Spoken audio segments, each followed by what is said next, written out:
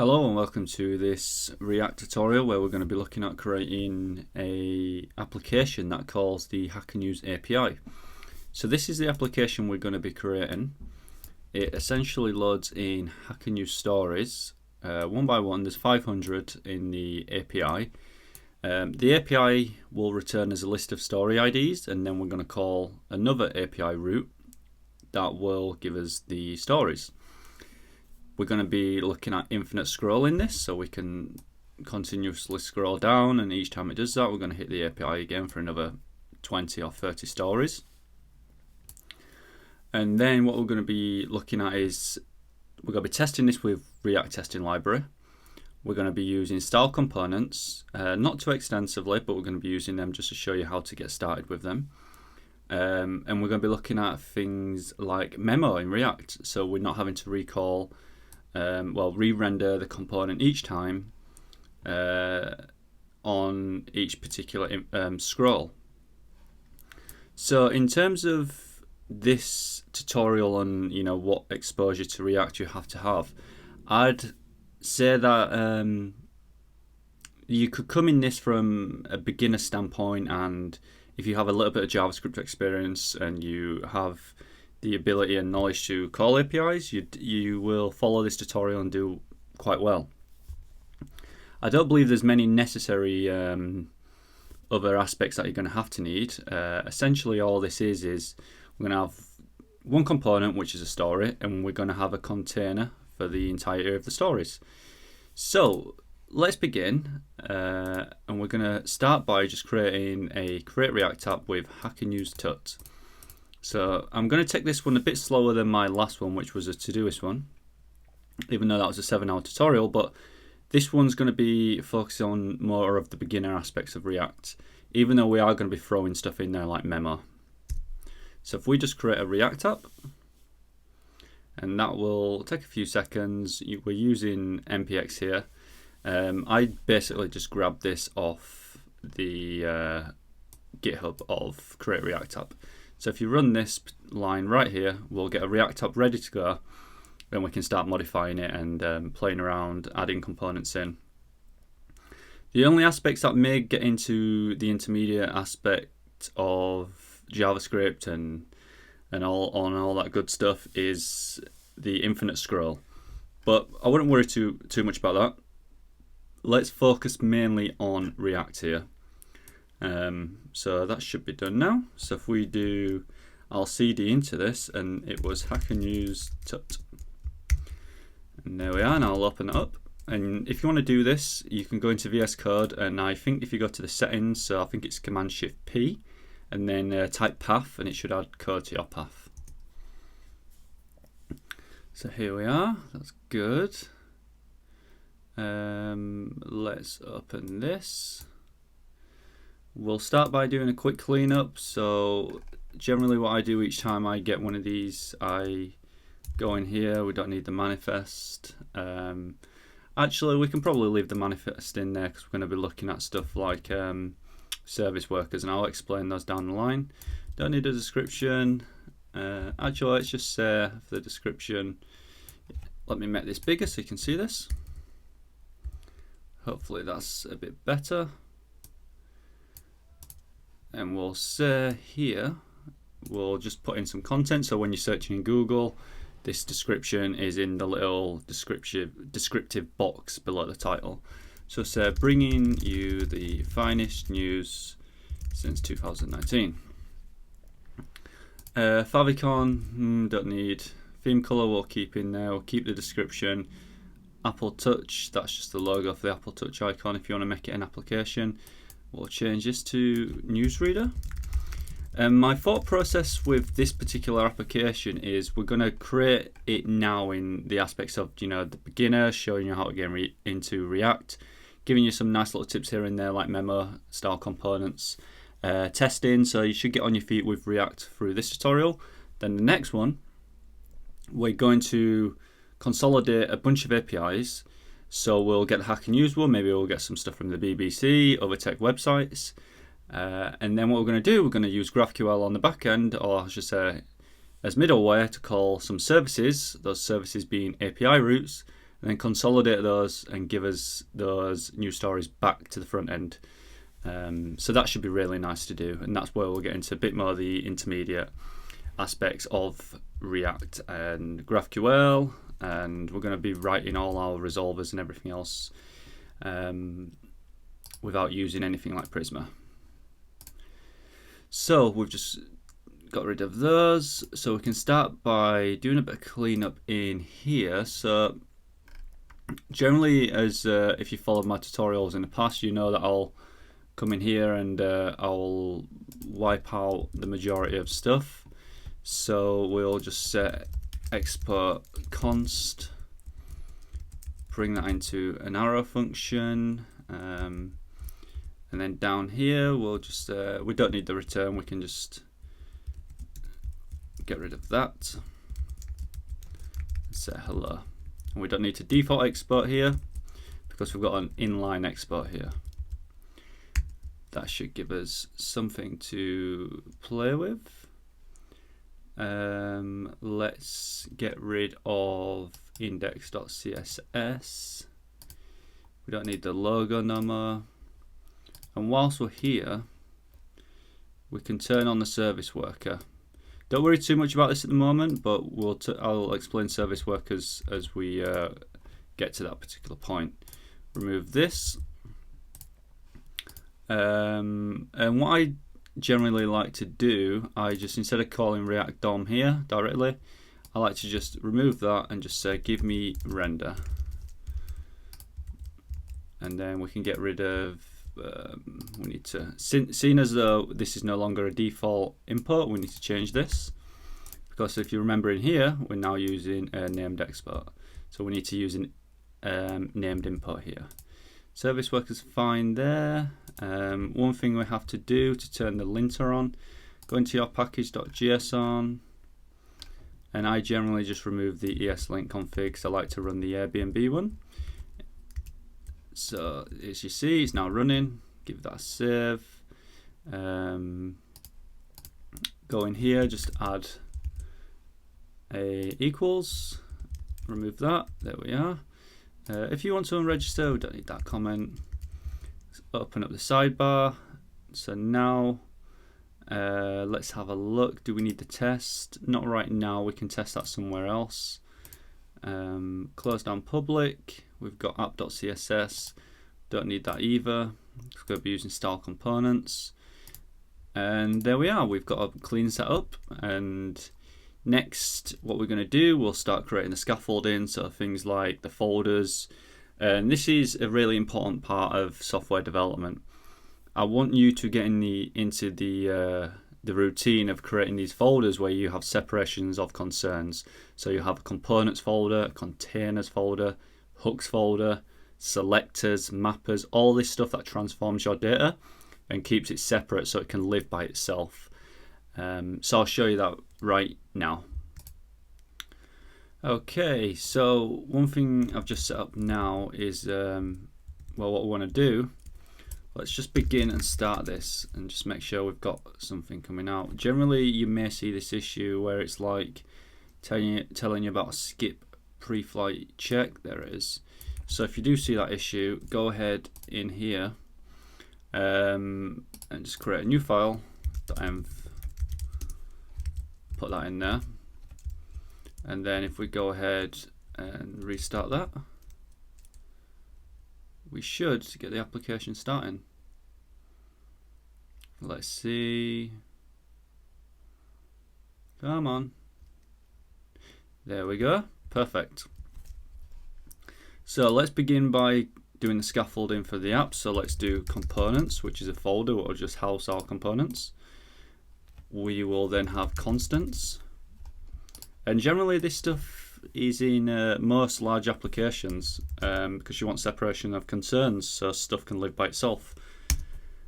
Hooks, we're going to need a services folder for the API calls. A styles folder for our styles. A utilities folder, which will basically just house stuff that is kind of miscellaneous.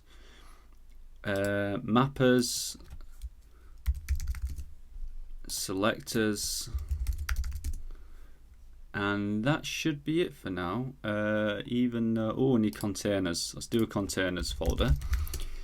So that should be good. So let's begin. Like, what do we need to start hitting the API? Well, let's have a look. So GitHub, and then what we want to look for is the Hacker News API.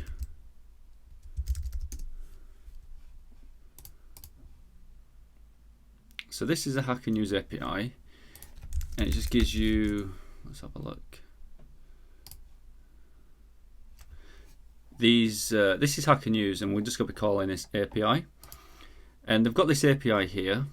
We don't have to worry about all this particular stuff right now.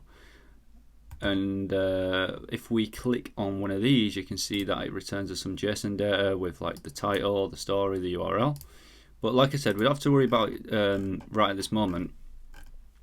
What we want to worry about here is this new, top, and best stories.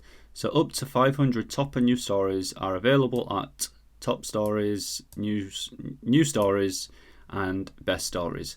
We're going to be wanting to hit the new stories. So we need some sort of service that can hit this new stories. So as we can see, it returns IDs, and these IDs are story IDs. And what we want to do with these IDs is get them back, and it's going to give us 500. So we've got to be a bit careful in terms of how we're going to manage these API calls. But what we want to do is we're going to get these 500 back, and we want to render 20 or 30 of them per scroll. So to begin with, we're going to get the 500 stories from the API, which is this. So this is the URL we're going to be calling with Axios. And then say we got this one here, 2906.62.655. We want to go ahead, and it says, for example, a story lives here. So if we change this item to this URL, you'll get all this data. And that's pretty much all we're going to be doing. So we're going to do two API calls, two routes. We're going to be creating two service container routes, and we're just going to be calling this API for the stories, because we only need to call this API route once, because we only need all the new story IDs. In this case, it's top stories, but you can do that new stories. And we'll get all the IDs and make API calls with these IDs to get the story. So that's pretty much it, really. I guess what we need to do next is, let's have a look. We need to create a new tab in here. Let's make that a bit bigger. And we're just going to do yarn add Axios. And Axios is a nice little package. It's not React specific, but it's a nice package that allows us to do API calls. And essentially, it's just what fetch is doing. But people seem to prefer it. I like the package. You can have a look, just do GitHub Axios, and there's tons of useful methods in there. So now we've got Axios, we can actually start making calls. So if we go back in here, I mentioned the services folder earlier. Let's create a file and let's call it hn for Hacker News API.js, and we'll import Axios from Axios. And then what we'll do, we want to create some sort of base URL that we're going to be hitting. So if we do export const base URL, let's leave that empty for now. And then we're going to do export const new stories URL. Let's put that to an R. And then what we're going to do export const story URL. And we'll build these up. So for example, I'm going to make these into template strings. We want to include the base URL here. So base URL. And then what I imagine that one will be is new stories. So you could switch this out if you wanted to, and that'd be a JSON. And pretty much the same here, base URL. And we're going to say item slash. So let's go get the base URL. So the base URL is this here, right up to there. And you see I've got item there. That corresponds with this one here. So if I just paste that in here, now this is saying, this story URL is saying this particular string lives in here, and then item. Likewise with this one. So now we can start creating a function that will get me a story. So let's test this. So actually, you know what? Let's get the story URLs first, or story IDs. So export const, because we're going to be using this throughout our application, so we want to import it. So say get story IDs, and that naming is perfect. Something like that is exactly what you want. And this is making some sort of side effect. So when you think of stuff like image processing, so if you're on Twitter, you upload an image, or on Facebook and you can crop the photos, it's quite heavy. Likewise with network calls, which is what we're doing here.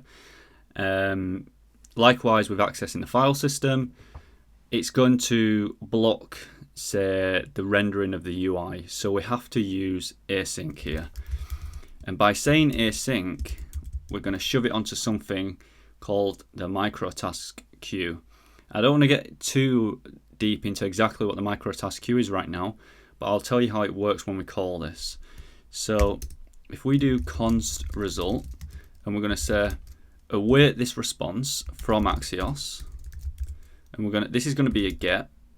And if you look at Axios, you've got all these different methods. So you can have delete, get, there should be post, patch, put, request. So there's all these methods, but we're going to use get. We're going to say go get me that data, new stories URL.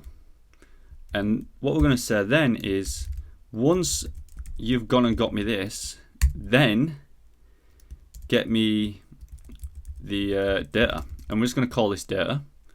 And once you have that data, just return it. We don't need this actually.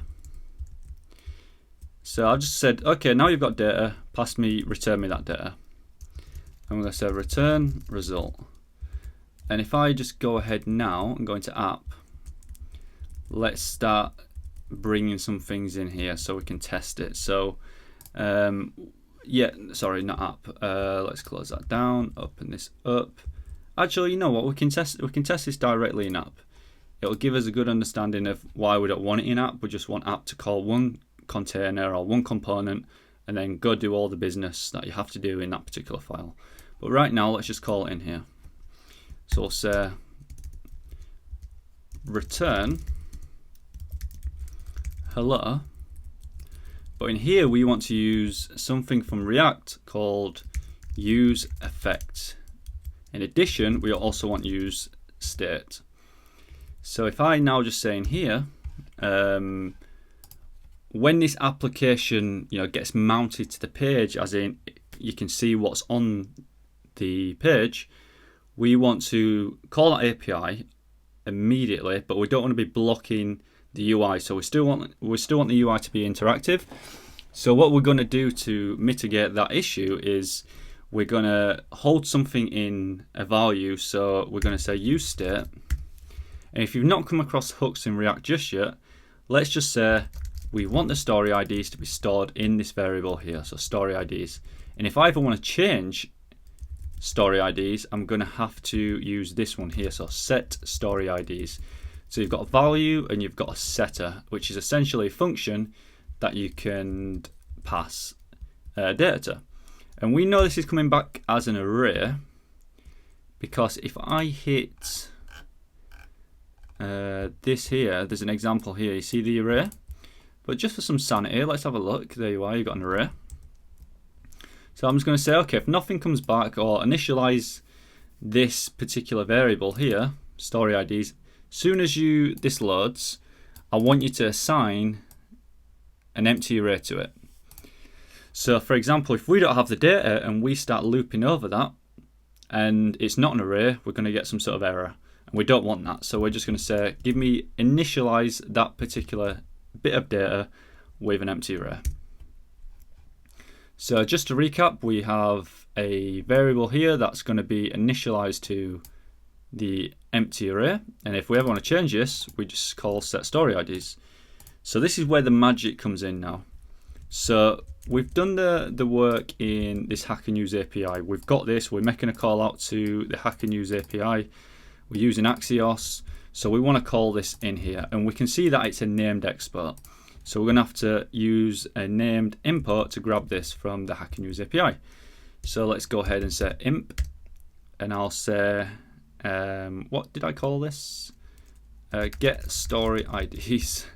And we know we're going to have to go out the side the folder, and we're going to say, go get me services.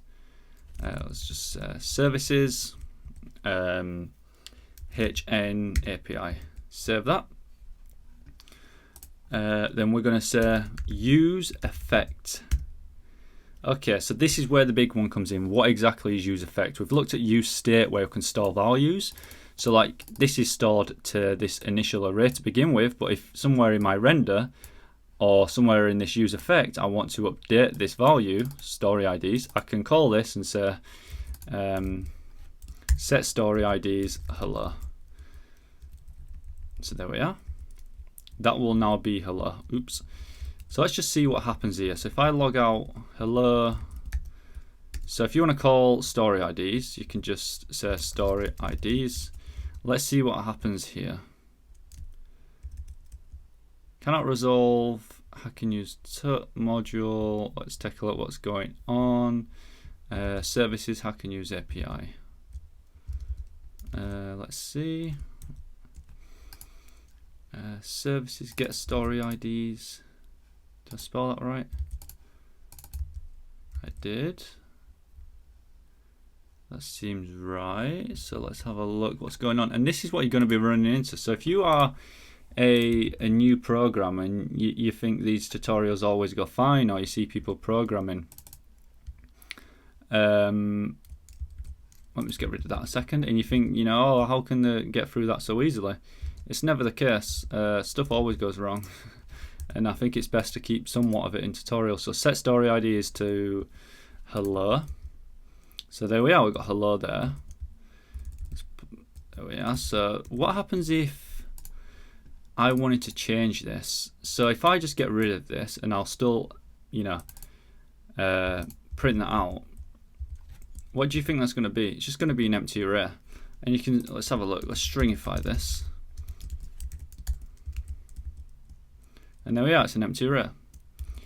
So that allows us to have some sanity checks. So if I just bring back in import get story IDs from services, Hack and Use API, and then say for example, I want to call this method now that we've put together. We've done all the work in here. I just want to call this now. So I can just simply, because it's been imported up here, I can just say get story IDs like so. But what we got to do, oops, I'm putting that inside the, well, I won't say what that is just yet, but I'll tell you in a second. Let's have a look. Babel loader cannot find services, can't resolve services. Let's take a look. So we've run into the same error as before. So I'm thinking that it is, well, it's not very descriptive, is it? So we are doing export const, get story IDs, return result. And we're getting that from the Hack and Use API. So module not found, cannot resolve in Hack and Use tut. So even though it's coming through here and it's all looking fine, the module's fine. So I don't know if this is a case of, let me restart this.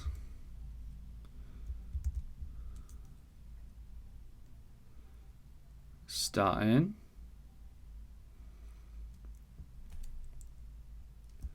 It's taking its time. That's fine. So it works. I don't know what the issue was there. So yeah, we've got the story IDs, and if I let me log this out, because I want to make a few important notes about what's going on there. So you see, it says promise, but you know, I thought it was returning me my data. You see the status is resolved, the value, and we've got a bunch of data sat in there from the API. So there's 500 IDs in there, as you can see there. But why is that happening? Well, you see how we've stuck this async on here? So any function that you stick an async on will always return a promise. So now what we have to do, we have to go back to App.js and say, we can't just call this directly like we just did then, like a regular function. We have to say, okay, once the data's there, you see how it's giving me these options? So it's saying attaches callbacks for the resolution and or rejection of the promise. So I'm going to say, okay, go get me those IDs and then return me the result, which will be a promise with the data held in there. And we have to resolve that promise. So we can say, and to resolve it, we can just say then. And by saying then on this particular returned promise here, because it's asynchronous, remember, it's asynchronous, and the big note is, like I just mentioned, it always returns a promise. So you say get storyIds dot then, and we're going to say, okay, give me the data, and this could be anything. I could say lemons.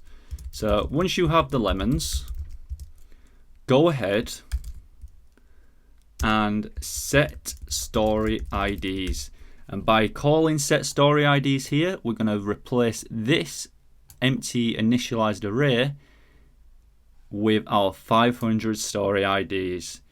How cool is that? So let's take a look. Set story IDs with lemons. Like I said, you can call it anything.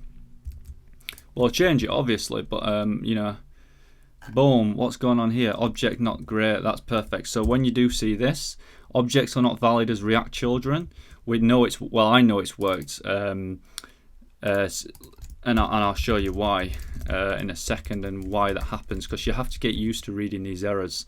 Boom, you see that? So you initialize it quick, it's an empty array, and then it returns you all this data. But you have some issues here, right? So this is saying it's giving me all the data back from Axios, and I don't want that. So let me go back and say, okay, so we've got, well, what have we got here? We've got our lemons, so we're getting the story IDs, and we're saying dot then.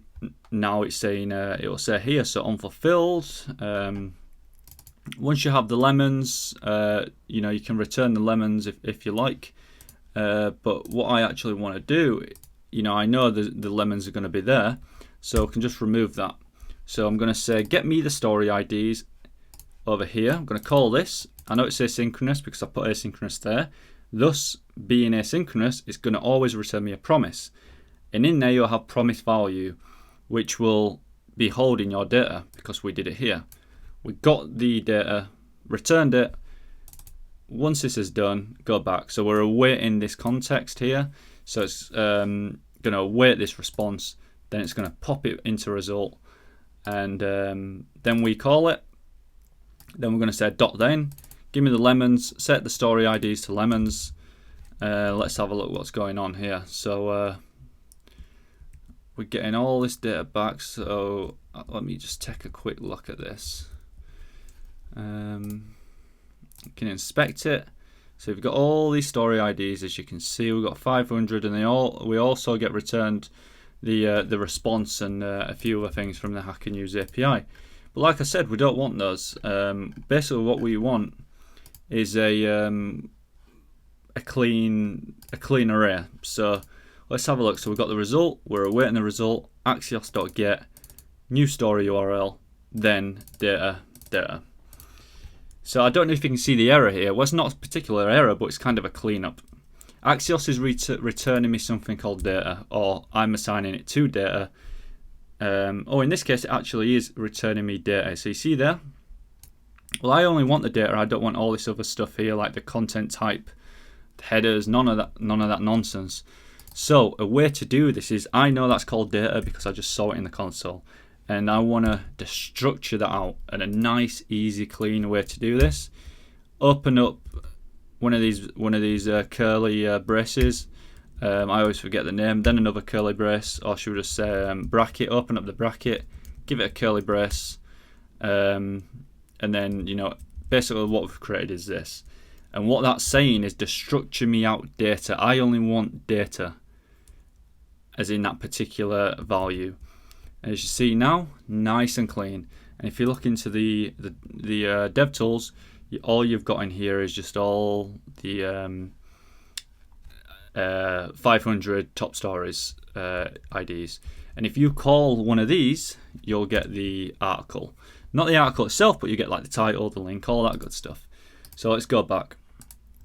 So now we've got lemons, and I've shown you can call it anything. Let's replace that with data, just so someone don't come in and think, all right, you know, some guy here is getting some lemons from a hack and use API, which is a bit strange. So I want to just take a quick look now at useEffect, and we'll start refactoring this, putting it into its own container, because this is far too high up the React tree to be doing all this re-rendering. If you leave something in app that has access or is re-rendering components down the line, you don't want to be re-rendering 500 components or all the components below. So we're going to put it into something else. But now with useEffect, you'll notice you've got this useEffect function here that it's saying, okay, I've got an anonymous function and go ahead and do this. And people may be asking, oh, why haven't you got an async stuck on here? Because, you know, this is, you know, it's a network call. Well, there's no reason to use an async here, because what we're doing here is this is returning me a promise. So it's still sat on this little queue called the micro task queue. And once I resolve that, it's going to get popped off that queue and get whipped around the event loop and say, okay, pop me back in. So there's no need to stick an async on there. Hopefully that makes sense, because we've already done the async here. We get returned a promise. All we've got to do then is just resolve it, and that's what we've done there. You can obviously put other stuff on there, like catch. You could wrap this in a try catch, or you could put an error on there, whatever it may be. But we're just using then. We're just saying resolve this. Give me the data. Once data's here, I'm going to set it, and that's it. We're totally done with you. That's it. We're done. But let's go back to this here. So what is this empty array essentially in this useEffect? Like, why is it just stuck around here? Why can't it just be like this? Well, this is a life cycle. If you were prior to, you know, hooks, using React prior to hooks, you'll know that you had lifecycle methods in React. And basically what this is saying, it's saying, okay, when the component mounts, do this. If I put in there, let's say, for example, we had a variable that was like storyIds updated, and it just basically was true or false. We could keep a watch on this, so I could put storyIds updated in here, and basically useEffect will watch for this to change. So if I passed maybe a set timeout, which I'd never do, but if I every 10 seconds, even though this is never accurate in terms of the reading of the seconds, it's basically saying do this for a minimum of that amount of seconds. So if you have 2000 milliseconds, it's saying do this for a minimum of 2000 milliseconds. But let's say, for example, in here, every 2000 milliseconds, I did storyIds updated equal to true, and then I eventually kept switching it between true and false. This useEffect will see that, and then it will be like, okay, well, this storyIds updated has changed. I need to rerun this again. And when it reruns that, it will do a re-render. And, potentially we could have new storyIds, so we could get new stories, so we could have a live feed of new stories. So all that does is, with an empty array, it's just going to run just the once. You stick something in there, it's going to watch that particular variable, and if that variable changes, it's going to re-render. So you can run into an infinite loop here if you're not careful, and I'll show you why. So whilst this is happening, I'll just say useEffect here. So let's just watch how it works. If you want to learn React, or any language, well, JavaScript mainly, dump a bunch of console.logs in there and just see what's going on in the DevTools. So let's have a look. Console.log, useEffect here. You see it just ran the once. Great, right? Okay, now let's run into an infinite loop, because we love infinite loops. So I'm going to stick storyIds in there. So this is going to run, and it's going to be like, okay, well, I'm going to set the storyIds with data. Oops. I'm going to set the storyIds with data, and this is watching storyIds. So it's like, okay, well, storyIds have just changed. I need to re-render this. And when it gets here again, it's going to re-render, well, it's going to set the storyIds once more up here. And then this is going to be like, oh, well, story IDs have changed again. I need to redo this function. And just keep going round and round and round, because once this is resolved, we're going to basically say set the story IDs. The useEffect is watching the story IDs, and it's going to come back in here, keep re-rendering, and we'll show it. I may crash my tab doing this, but there you are. Look at that. It's going crazy. 25, it's just re-rendering. And I think Chrome should have stopped it. No, it doesn't. I think Firefox does, though. So I need to take that out. My laptop may set on fire. There we are. Perfect. We're back to normal. Yeah, so no infinite loops there. But yeah, that's how useEffect works. There is another way to what we'll be looking at later. So we'll be looking at cleanup. And cleanup basically is when you want to just clean up anything, some sort of subscription or something like a layout effect. So if you're messing with the layout, like you call in a scroller, you don't want to be re-rendering all the time, and because there's implications to that, but I'll explain why later. But now we've got the story IDs. I want to refactor this out and say, okay, give me a container, and I'm going to call this container, oops, not a new folder. I want to call this container, what we're going to call it. Well, let's just do it in plain English. It's a stories container. Let's just do stories container. I think that's as simple as you can get with that, to be honest. So let's grab this out of here. Stories. We're going to need React. We're going to have to go up one more for that, and we're going to basically need this. All right. So if I just put this right back to normal, come on, you can do this. Have faith. Oops, there we are. That looks good to me. We'll just bring that in. Oops, we'll just bring that in there. That looks good. Rename this in here to stories container. Stories container. Stringify looks good. And then you know what? I'm going to render that story container. Stories container. And where did we put it? Well, we put it in containers. Because it's next to it. Let's go stories container. Seeing as though this is a component, you know what? Render that component. There we are. Perfect. Nice refactor. So now we have our stories container, and we've got all the IDs. What we need to do now is create, well, essentially we want to be able to pass an ID up to the Hacker News API, and we're going to be doing it in here. So let's do export const, and instead of get story IDs, we're just going to say get story. And this is an asynchronous function that takes in a story ID. And then we're going to say const result, pretty much the same as before. Await Axios.get, and we're going to give it a template string, and we're going to say story URL, which is this here. So we're going to say, okay, give me this, and then just item thrown on the end, which is good. And then we're going to say plus. Actually, not plus. I'm living in the old world of JavaScript here. Let's just say, actually, we could do a plus there. Story ID. There's other ways to do it with template strings, but we'll do that for now and say .json. And then, of course, we have to resolve this. So let's do .then, and you can see how the IntelliSense is telling me you're going to have to resolve this. We'll do the same as we did before. Let's just structure data out of there. And once we've got the data, we're going to say, give me the data. Return the data. That's all we're doing. And you know what? We need to return this result, because now this is a promise that gets returned. We're going to have to, let's test it. What have we got here? It's called get stories. Let's see. We could actually just do, we'll say if stories IDs and story IDs is .length is greater than 0, because firstly it's not going to be there. Actually, let me just show you the implications of passing an ID right up there. Let's grab this one. what do we expect it to be? Let's switch out that ID. So expect it to be, I don't know what that is,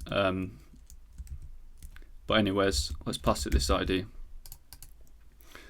So yeah, we're passing it this ID. We can just actually pass it down like that, and then let's resolve it.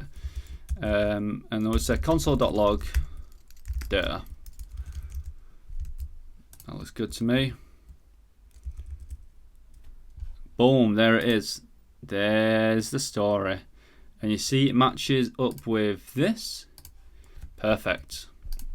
So we know that works, which is great. So we've basically just built a service in here that can call the Hack and Use API, and that's all it is. That's all that is for the API.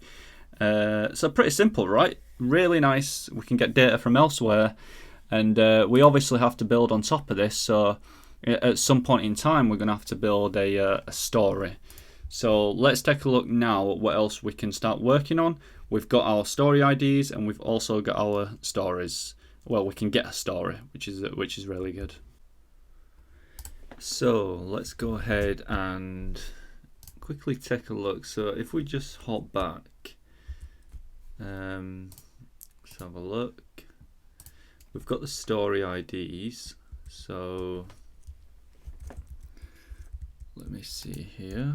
I guess what we want to do from this point, let's see.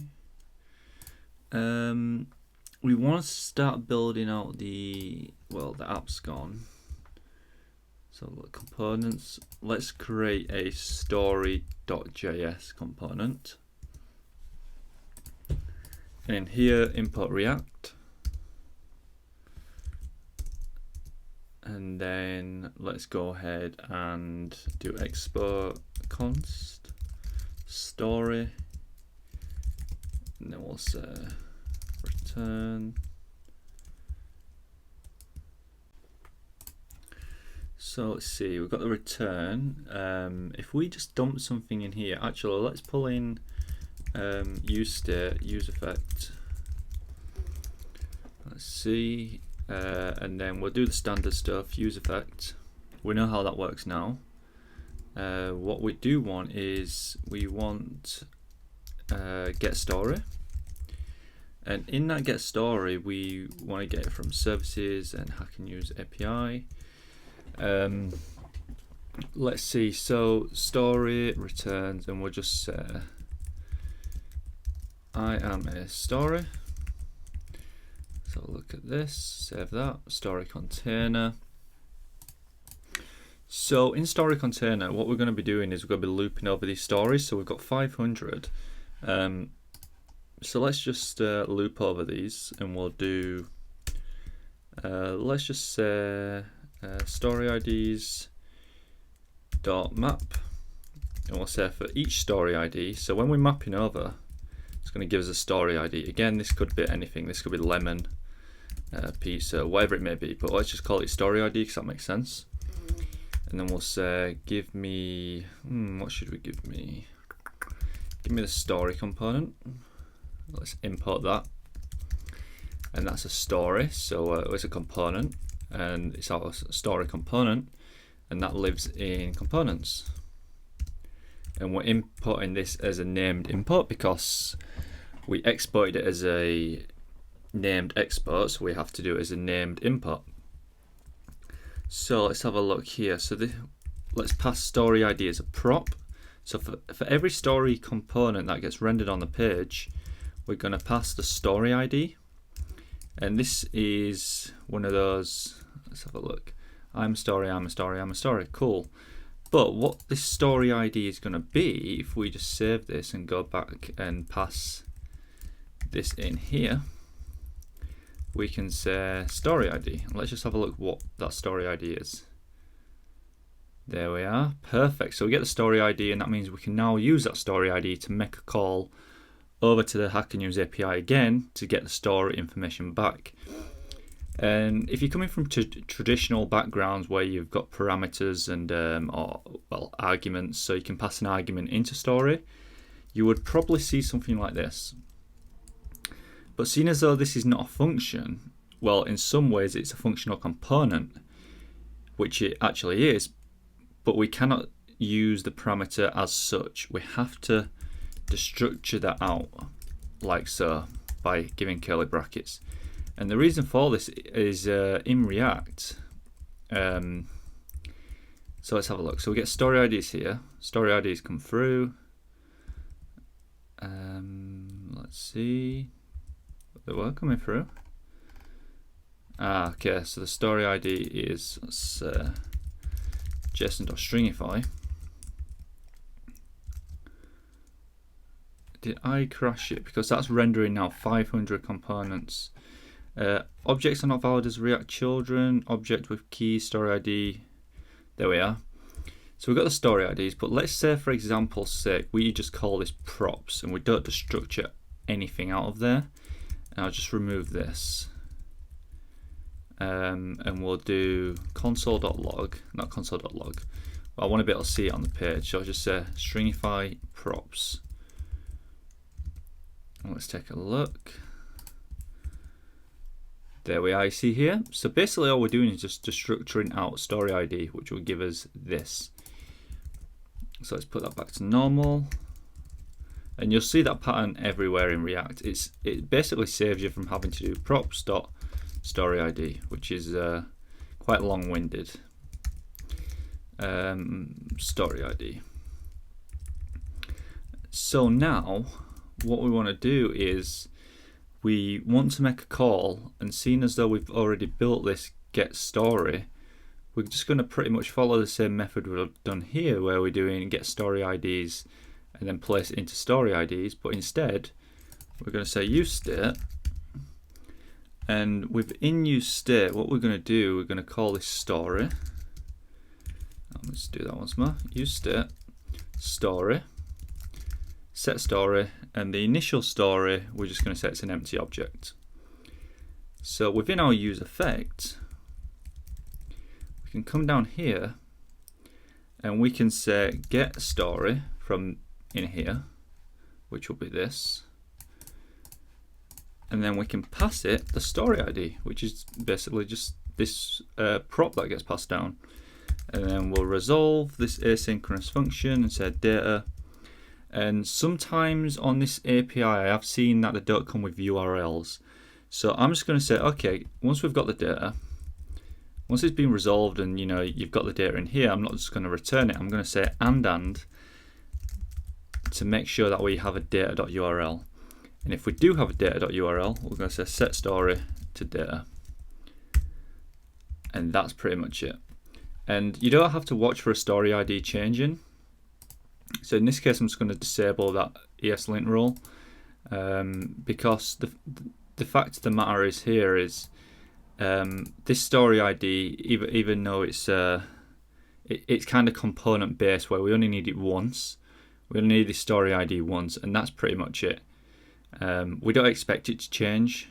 Maybe if there's comments on there, but in this case there's not. But if there's comments on there, we could watch for comments changing, and then we'll recall the API to get updated comments, for example. But in this case we don't, so we're not going to watch for anything. We're just going to say, as soon as this component mounts, do this, which gets the story, and we pass it story ID. Then it gets resolves the function, gives us data, and then we're going to do a check for the URL, and then if all is good at that point, set the story. So now let's have a look. So we should have a story. So let's just JSON.stringify story, and it won't be there immediately. Let's take a look. It won't be there immediately, but there you see them loading in. Perfect. We've got an empty one here which we can resolve later by just making sure that we filter out empty ones, and another one there. But you see how the stories come in, and there's quite a lot of them. There we go. Perfect. So now we've jumped back in here, we can start just building up this component. So we can just say if there's a story, so this will get rid of that empty object, and well, this bit will, and story.url, then go ahead and just say give it a p tag and just say story.title. And we want to execute this as JavaScript. We don't just want to give it some p tags, so that's why I'm just wrapping in these curly braces. Story.title. We'll put this actually in a href because we want the URL. So it says story.url. And then from here on out, what else do we have? We have story.by. So we can say by, was it story.time? We can come and fix that later. Posted, and we'll just say that got posted time. I don't believe we have much more, so we can just take a look at that right now. Let's see what we've done wrong. Oh, always have to return something in the render, so even in this case I'm just going to return null, which is fine. We'll say bye. Yeah, there we are, we've got all the data, and that's what we was looking for. That's how simple it is to make the API calls. And we get this complaint in here, so each child in a list must have a unique key prop. So we can fix that by going into story.container, because that's where it's coming from, stories container. Grab this StoryId, because we know that's never going to change. This is how React checks for updates as well, to see what should be updated and in what particular position. So if you look at reconciliation within React, there's a good post on the React documentation about how reconciliation works and why the key prop is very valuable. So if this is changing, don't put it in the key. So if you're using something like math.random, it's a bad thing to use, because when it's looking for changes, it's like, oh, the story ID's changed, even though probably the component data hasn't, but it'll refetch all the stuff in there, and the positioning, for example, on a list could be wrong. But nevertheless, I don't want to digress into that, just have a look as to how that works. So we've got our stories now. There's no null ones, which is good. We don't need the get story in here for the story container. Let's have a look where we're at now. We don't have any hooks, mappers. One thing I do want to create is something to handle what comes back from the API. So if we just take a quick look as to what's in, so if I just remove this quickly for 1 second, actually remove all that. No. JSON.stringify, and we'll say story because it's in state now. So I'm just logging out what's in state, and I just want to see what's in there. And you see how we've got descendants, we have, whoops, this is quite a lot. Yeah, we've got descendants. Okay, let's just use this as a example. Type, we don't care about the type, we don't care about the descendants, the score, so we're going to get rid of that. So when this comes back from here, we don't want to do it at this particular level, we'll do it in get story, but let's take a look in get story. And what we're going to do, we want some sort of function that selects the fields nicely. So we'll say select fields, and we'll just wrap that. And it's going to say, okay, well, it's not defined. Okay, I understand that. So if we go into utils, we could just call this select fields.js. And within select fields.js, let's just do export const. And then we'll call this select fields. And then we'll give it a function that destructures our ID by URL, time, title. And then we'll say, okay, if this stuff's, if it comes in and there's an occurrence that this potentially could be empty. So for example, let me just finish this function. Let's say return me an object with ID by URL, time, title. And there we go. So we've got select field, so that should just bring us back this stuff now. We shouldn't have like descendants or scores or anything like that. But if we pass something in here that just happens to be like undefined, let's default it to an empty object. So that's that file done. Select fields, we need to import it in here now. So just say imp select fields from utils select fields. Perfect. Let's go back, and we can actually test this by just heading. Oh, that wasn't good. We can just test this by coming in here, json.stringify, and let's see if we have the descendants. As far as I can tell, there's no descendants in there, which is good. So I'll put that back to normal. We should have the stories going in. Let's see. Yes, we do. Perfect. Okay, so we've got the story container. We've got the cannot destructure ID of undefined or null. Where's this happening? Select fields. So we have to make sure that when we're actually passing into that select fields, that we're not getting anything that's potentially going to be null. So if we open up the Hack and Use API, we'll say, okay, once you've got the data, we're going to say data and, which basically says, okay, if it's not null and it's true for value, go ahead and pass it into there, and then we won't run into that issue. That's the Hack and Use API part finished. We want to implement infinite scroll into this, but we're going to look at that a bit later down the line. But one thing I want to show you right now is, one thing I want to work on right now, I think this looks quite boring, so I want to give it a few styles and just make it a bit nicer. So let's go ahead and add in styled components, because that's what we're going to be working with. And we're not going to go too complex, as I said at the start of this tutorial. Let's add that, but we're going to be looking at how you can just manage props and stuff, and changeability within style components. But yeah, we'll see if how it goes. I do like Sass, so I'm not fully switched on style components just yet, but we'll see. So we've got style components now, so we can actually let's start doing the let's see. Have we got a styles folder? Yes, we do. So let's call this StoryStyles.js, and within here, let's just say import styled from style components, and do export const. And the way style components work is it gives you back like a component, somewhat of a wrapper, but it's more of a component. So if you've got, let's say we call this StoryWrapper, and we'll say styled, because you always have to give it this const styled, which is the interface. So we'll say styled dot, and we'll give it like the semantic markup. So we're going to say section, and then template tags, and then just do whatever you want in here. So we'll say, okay, padding top, which is 10, margin bottom, we're going to need a margin bottom on the StoryWrapper, border top 1px solid, and we've got CC, and we'll say, okay, first of type. I know we're going to probably have issues with when we've got a title. We don't want a border on the top one.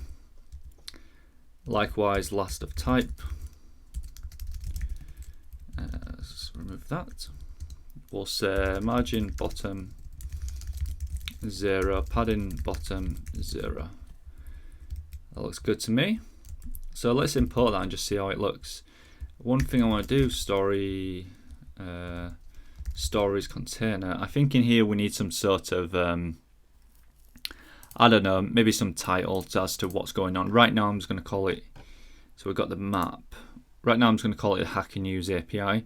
But like I said, in the next tutorial after this one, we're going to be using GraphQL and grabbing a bunch of different news APIs. And that'll be really interesting to see how we can use GraphQL as the middleman in there, and we can create services around that.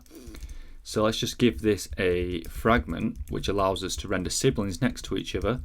And don't get confused by this. It's just saying, okay, we can render two components next to each other, like component 1, component 2. But you cannot pass any props to this fragment. If you want that, you want the react.fragment one, and then you can pass like a key value. But let's just let's not digress. We'll give it a fragment. I'll chuck this in as some JavaScript, and then also what I want to do here is I'll just give this a h1 that says Hacker News Stories, let's see where we're at. So we've got hack and use stories, and then let's see, we have the map. Wait, what's this winget? Unterminated JSON contents. No, let's see. I've gone into bracket hell. Oh, no, stop. There we are. What's this saying here? Expected unreachable code.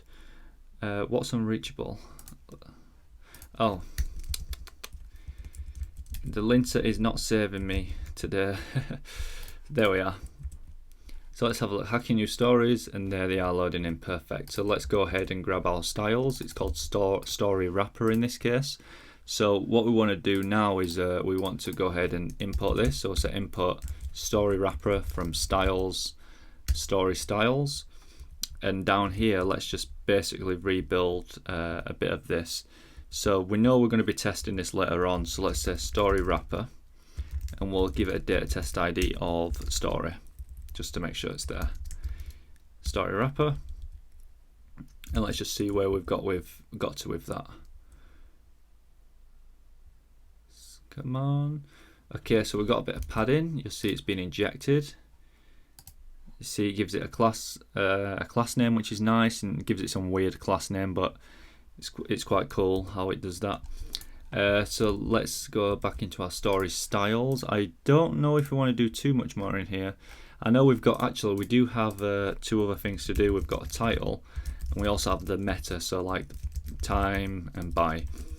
So let's do export const, and we'll say story title.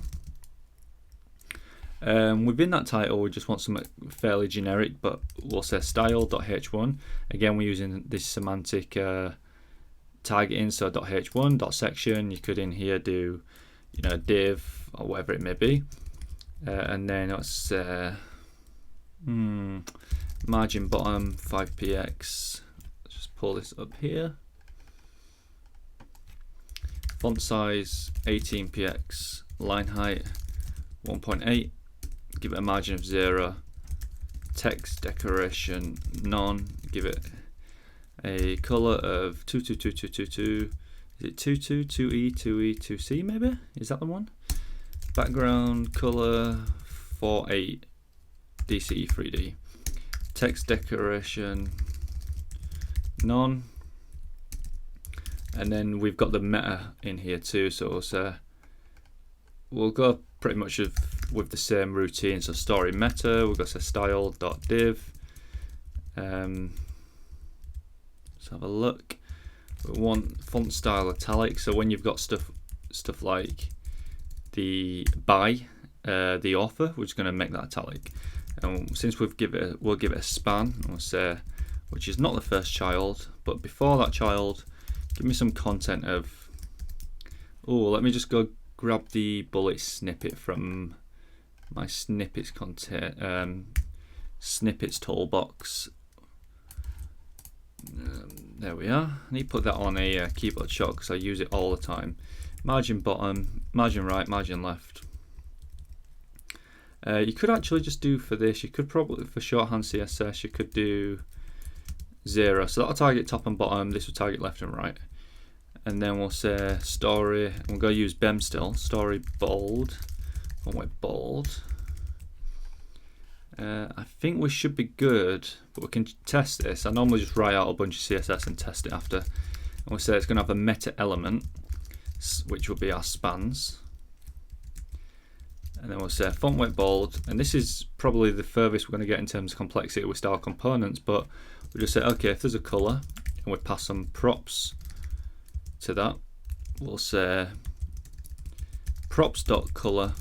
So if that exists, or you're going to give it a red color, and that's one of the aspects of style components. You can pass props in. So if I was to use story element, StoryMetaElement, and passing color, I guess you could just pass FFF for white. That would give it the white color. If not, it would just, if I didn't pass it in, it'd give it red. So we can have a look. So we've got style components there. I'll move the story just one tab over. So we've got in here now, we've got story title. So let's take this. And pretty much what we're going to do, we're just going to start replacing what we've already got. So let's do story title. We'd no longer need p tags in here. Get rid of those. That looks good to me. And we've got the StoryWrapper, so let's just say, okay, we're already importing from StoryStyles, so let's just go back and say, give me the story title too. Give me the StoryMeta. Give me the story element. So now we've got, well, basically we just need to target the by. So let's go down here, we'll say StoryMeta. And because we said we wanted to target a span, we'll say story by. Give it the span. Probably going to need a data test ID on these as well. So data test ID equals story by. And then let's say StoryMetaElement, because that's what we used. And again, well, not again, but as I mentioned earlier, we can pass in props. So we'll say give this a color of black. And that's good enough for me. And we'll just say by. And then we'll say story.by. That looks nice. That does look nice. And you know what, just for the sake of brevity, I guess, in this particular point, so we've got StoryMeta. Let's copy this. We'll say story time. And we'll say, instead of time, we'll say posted. So we'll come to fixing that later down the line as to how we can get some nice dates to say, okay, this got posted, you know, two hours ago or 20 minutes ago, whatever it may be. And then we'll say story.time. So if there's a time, then say mapTime. And I know there's always going to be a time, but on that first render of React, because it'll render and say the stories aren't there just yet, or there's no story in that component, because it's going to run through this, even though it's going to check for the URL. So we should mitigate that. So we should just be able to call mapTime, which will allow us in the future to give it that nice URL. But if you don't mitigate it here with the story, most likely you're going to get some errors in here, because it's going to be trying to access properties at certain positions in objects that don't exist.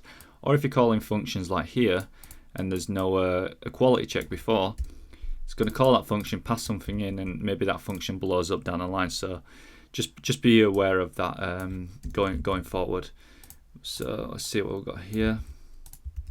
That looks good, nice and clean, I have to say. I don't know what people's thoughts are on new lines for stuff like this. I sometimes do like to split it up. I don't know how much I should split it up by. I mean, that does look quite nice, but also does that. I think I'll keep it like that for now. So anyways, let's go ahead and just take a look. What's going on? Do we have any nice stories? Ooh, somewhat. It's not too bad. It's not too bad. I'll take that. I'll take that for now. So it looks like now, because the stories are going all across the page, we're going to have to create something that's going to allow us to lock in that story container. So let's take a look at the story container. I did think I added a space there, but let's take a look. I thought I added one here. Clearly not. Let's see. I thought you could use a template literal, so let's just say, let's see. Let me get rid of this.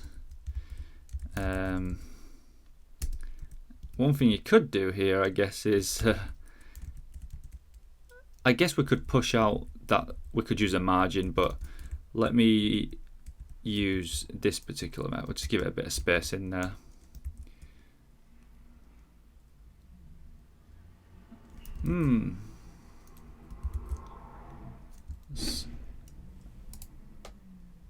Let's see. So space is there. I was looking at the posted one, so we need to go back actually.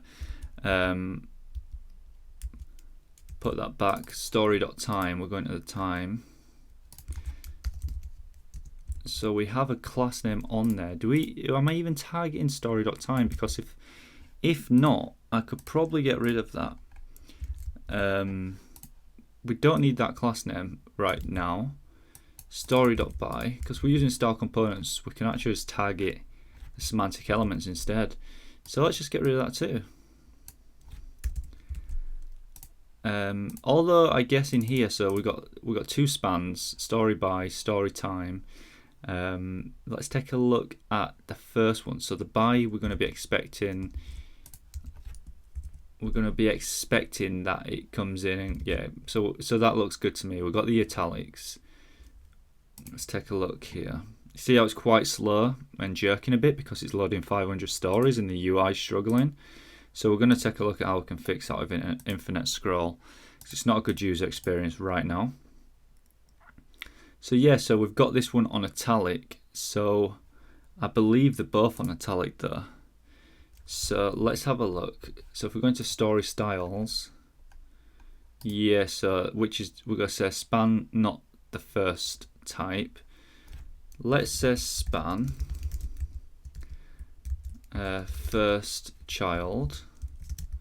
So margin right 10px. Let's just see if we can get a bit of space in between that. I guess one thing we could do is put like a bullet in between there, or just something to split that up. Let's have a look. Did that not? So we're saying within StoryMeta, which is here. We'll say span. Oops. Span first child. So we want to target this one here. So span. Oh, we don't need that. Let's say span first child.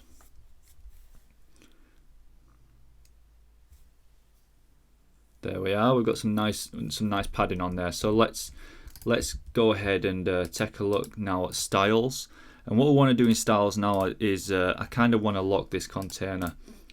So StoriesContainer.js.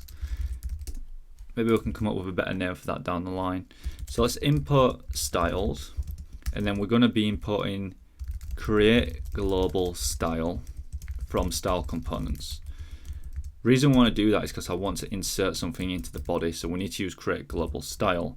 So if I do export const global style, I'll say createGlobalStyle, and I'm just going to, for brevity's sake, post in my default config for most websites, which is just this. So just resetting the box sizing, setting the margin, setting a color, and then I guess what we want at this point for global styles, I think that's pretty much it, but we can inject that component now. But in terms of locking the container, we're going to say StoriesContainerWrapper style.main. Down here, remove that. And then we'll say max width 1140, padding top and bottom 20, left and right 15, then margin auto, so it'll go in the middle. And that's our StoriesContainerStyles done. So we can import that now. So let's go up here. And what we're going to do here is, because it's our container, we want to import what we just got there was, so that's StoryStyles, StoriesContainer. It's fine. StoriesContainerStyle. So we want global style and StoriesContainerWrapper. So we'll grab that. And we'll just post them in there like so, and we'll say from styles and then StoriesContainerStyles.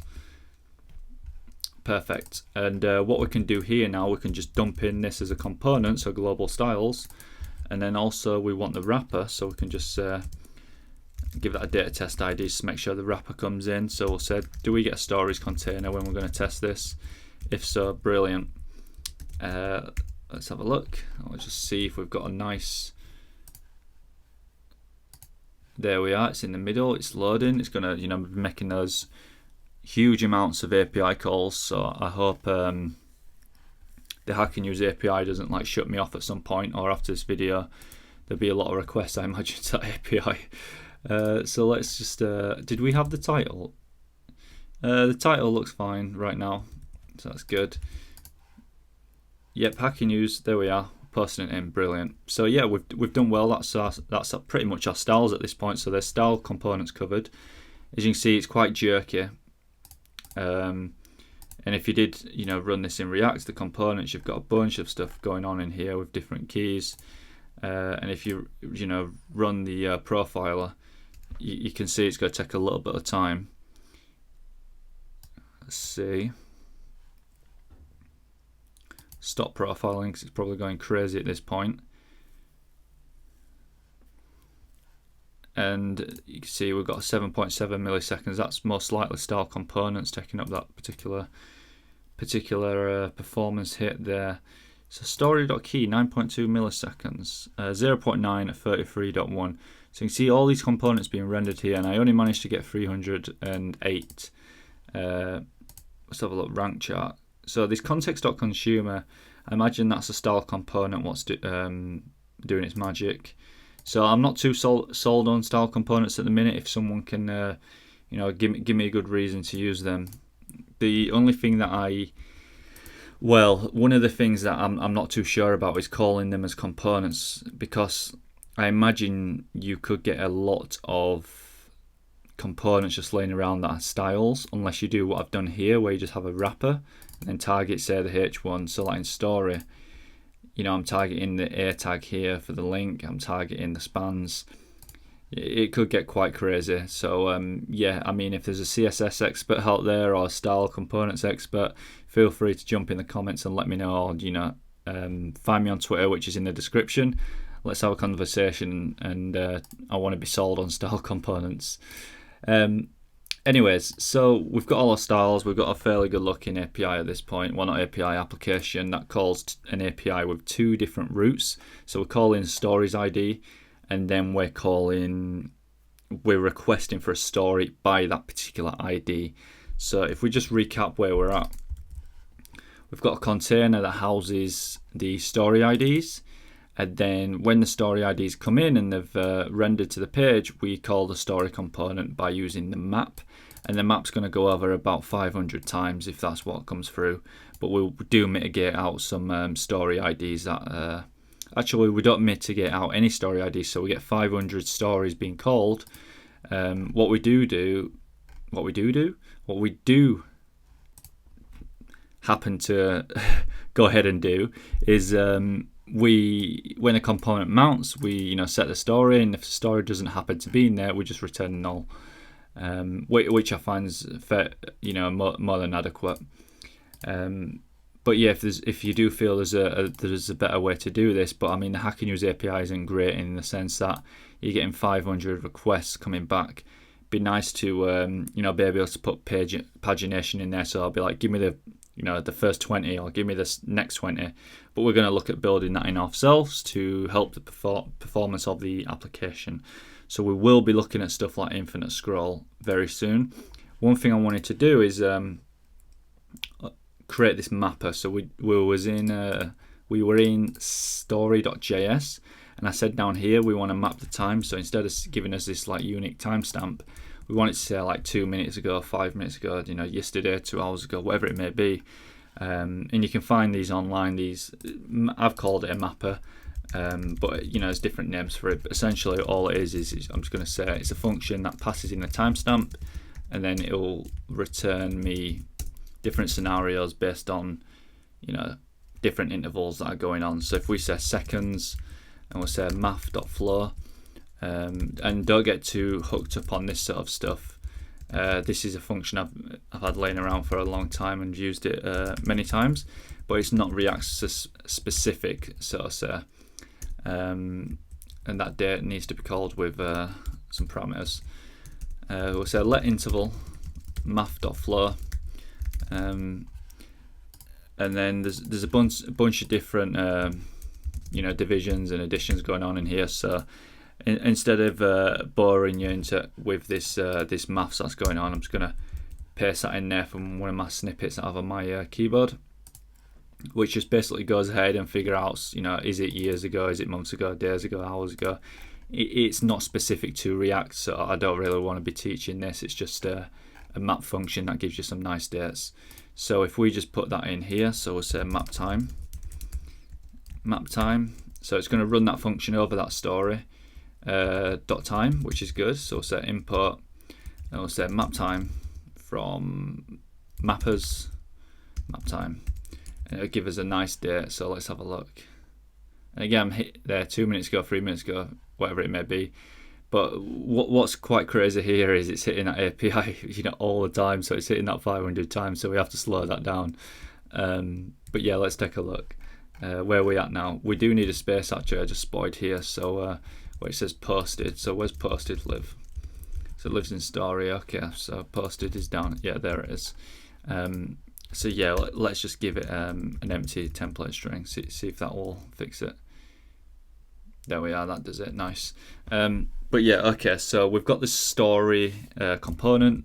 So it's a nice little learning project. This you've got one component that goes off and calls an API.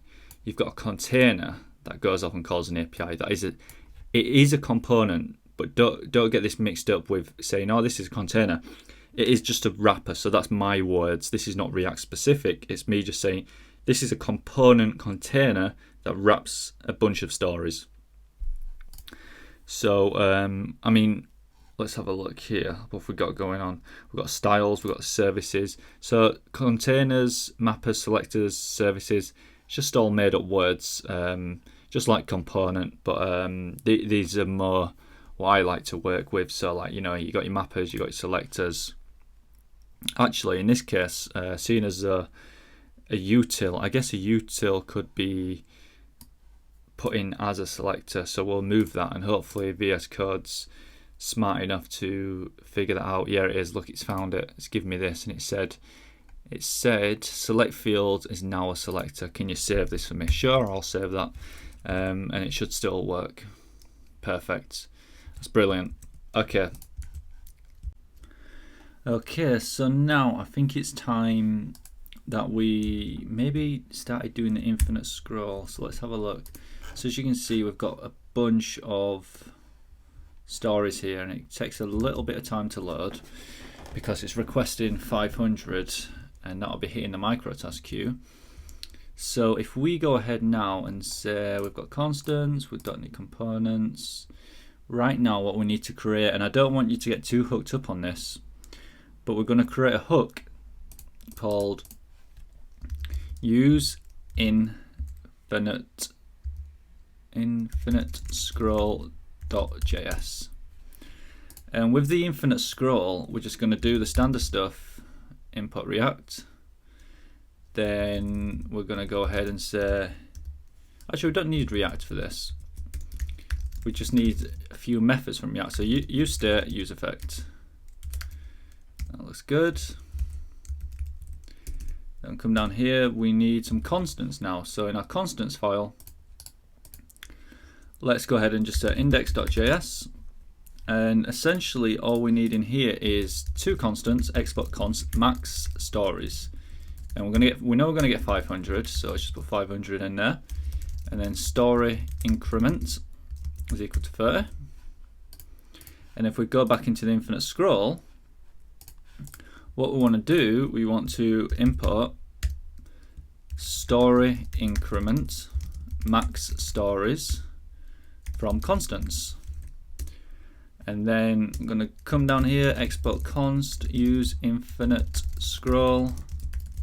This doesn't have to be a hook, but I'm in the mode of creating hooks at the moment, so I thought I'd show you how to do these. And since this is a tutorial, I may as well take the opportunity to show you how to use custom hooks.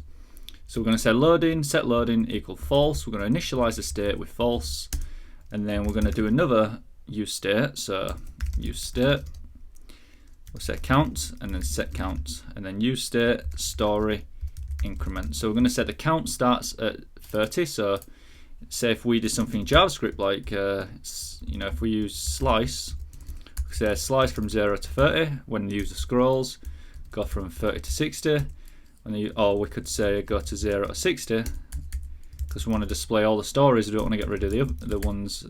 So we could just keep doing this until we hit 500. So what we want to do now is we want to do something, create a method essentially. So ultimately what we're going to do here is just say handle scroll, and then we're going to say we need to get the window. So if I just log out window here, we should be able to access the window directly in React. Let's have a look. Go into your console in DevTools. We have to import this actually. So if we go into, it should be, let me get rid of that. Don't need that, don't need that, do not need that. If we go into Stories Container, then we do imp, which should say use infinite scroll from hooks, use infinite scroll. And then if we let's see, if we just go ahead and let's have a look, where are we? Destructure out count, because we're going to return count, but it's not there at the moment. So let's just say test, and we'll call that method. It's never defined. Okay, we'll call handle scroll. I just want to see what I want to show you what window returns here. Here we are, access to the window. So there's a bunch of stuff on here that we can access, but I don't want to confuse you too much as to, you know, what all this stuff is. We could leave that for another tutorial, but you've got stuff like local storage, animations, the navigator. Let's have a look on key down. All these DOM-based actions.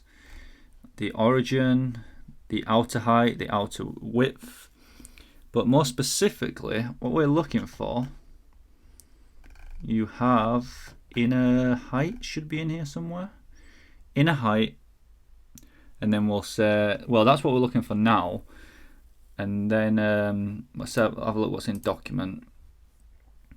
So even though we've got the inner height, what we want to log out, we should be able to look for document element, and then within document element there should be scroll top somewhere. There we are. And if you used to relog out window, this should update. But what we want to do a calculation and say, okay, the inner height plus the scroll top is not equal to the offset. So let's have a look for the offset. It should be in here. Let's have a look. There we are, offset height. So I just want to make sure it's not bigger than that. And right now you can see it's pretty crazy. If it's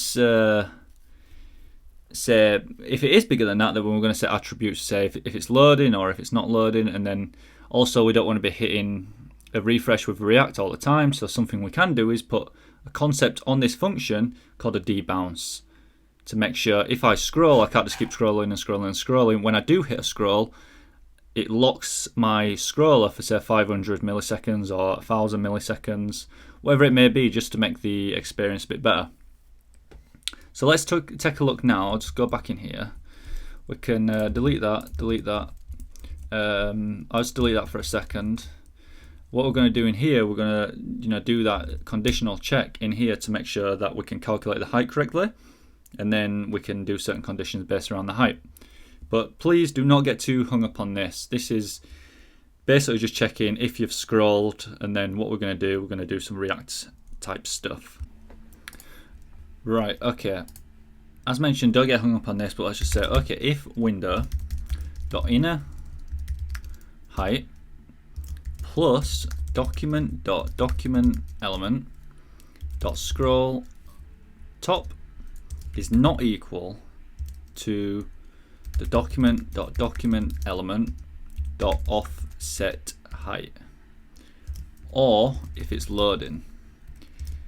If that condition happens to be true, for example, well, depending on what that condition comes back as, we can just say return false, and then else set loading true. And now if I save that, cool, that's good. We'll pull in useEffect, and what we're going to do with useEffect, we're going to have two of these in here, two listeners. So if it's not loading, just return out of here, because we don't want to be going ahead and doing all the set loading and locking the count. We're going to say if count plus story increment is greater than or equal to max stories, then set count max stories. And what that's saying is basically, if we have a count of 480 plus a story increment, which is 30, that equals 510. And we don't want to let the user keep scrolling because we've already exceeded the max stories, right? So we're just going to set the count to 500 and quit the scrolling there. Else, if they are below 500 stories, let's just say count. So we could start off with 30. They scroll once on the page. We're going to add story increment, which is 30. So you'd have initial count plus another, then you'd hit 60. And if the user scrolls again, because the count's changed, we'd hit 90. And we do that till we get to 500 stories. And whilst that's all going on, just say set loading false so that we can continue on. And we're going to keep a watch with our useEffect on loading. And we're going to do one more useEffect. And I'm doing two separate useEffects because I don't want to be watching. Actually, you know what? I don't care about counting there. So let me get rid of, disable that. And that should just add the exhaustive dependencies. I want another useEffect because I don't want to do anything in here. I just want it to run just the once. So we're going to do the component did mount. This is rewatching loading all the time. For a change value, this one it's just going to do it once. So I'm going to say window.add event listener, and I want it to listen for the scroll, and then handle the scroll. Let's just do this. And one important aspect here is we have to sort of unsubscribe from this event listener. And the way to do this, to do a cleanup in our useEffect in React, is return a function that does window.remove event listener, and we'll say remove the scroll, and then remove that method too. And that's saying, okay, we're going to add the event listener, and then once this useEffect's done, go ahead and just remove this listener, because we don't want these to be hanging around and creating multiple listeners or whatever it may be. We just want to do a quick cleanup in here. And after all of this, we're just going to say return count. So we should be able to use this now. It should be in a workable state, but there's still some stuff that has to be done to it. So I should be able to grab this and say const count equals useInfiniteScroll. And what we want to do down here, even though we've done the map, what we want to do now is we want to say dot slice. We'll start at 0 and then go with the count. So for example, if the count, so user comes on the page, it's going to be 0 and 30. User scrolls, it's going to be 0, 60. User scrolls again, 0, 90. User scrolls again, 120, and so on. And that's what's going to happen. But then you're probably saying to me now, but it's going to re-render a bunch of these components that are already on the page. It's going to re-render them for no particular reason. Like, that's bad, right? Yeah, we don't want to be re-rendering these stories all the time. So there's a perfect solution in React for this. And what we're going to do, we're going to pull that in from up here, and it's called use memo. And I don't want to implement this right away. Actually, it's called memo. What am I talking about? I don't want to use this right away because I want to show you why this is very important. So let's save all this. Let's have a look, see if we've got a working page. So you see the scroll bars better. And it seems to be broken. Let's have a look what's going on. So it doesn't seem to be scrolling. Maybe there's something wrong in my use infinite scroll hook. So what we got here, we got the loading. Let's debug this together. So you're going to be doing a lot of debugging. We're going to say count, that's right. We're going to handle the story. So we're going to say window plus document element is not equal to the offset height or loading, return false. That looks good to me. Then we're going to say set loading, and what we're missing here, we've got another useEffect that's saying if it's not loading, return. If count plus story increment is greater than set count plus story increment, max stories, set loading false. We're watching for loading. We have a useEffect that adds an event listener of scroll. I'm going to say use this method for our handle scroll. So when we're listening and this happens, we're going to call that function. Then we're going to do return window.event listener scroll handle scroll. So I think I've spotted the bug, but I just want to go ahead and keep debugging this a bit more, just so we can get in the because it's never smooth sailing, right? We do want to keep track of what's going on. Let's see, count's 30, count's now 60.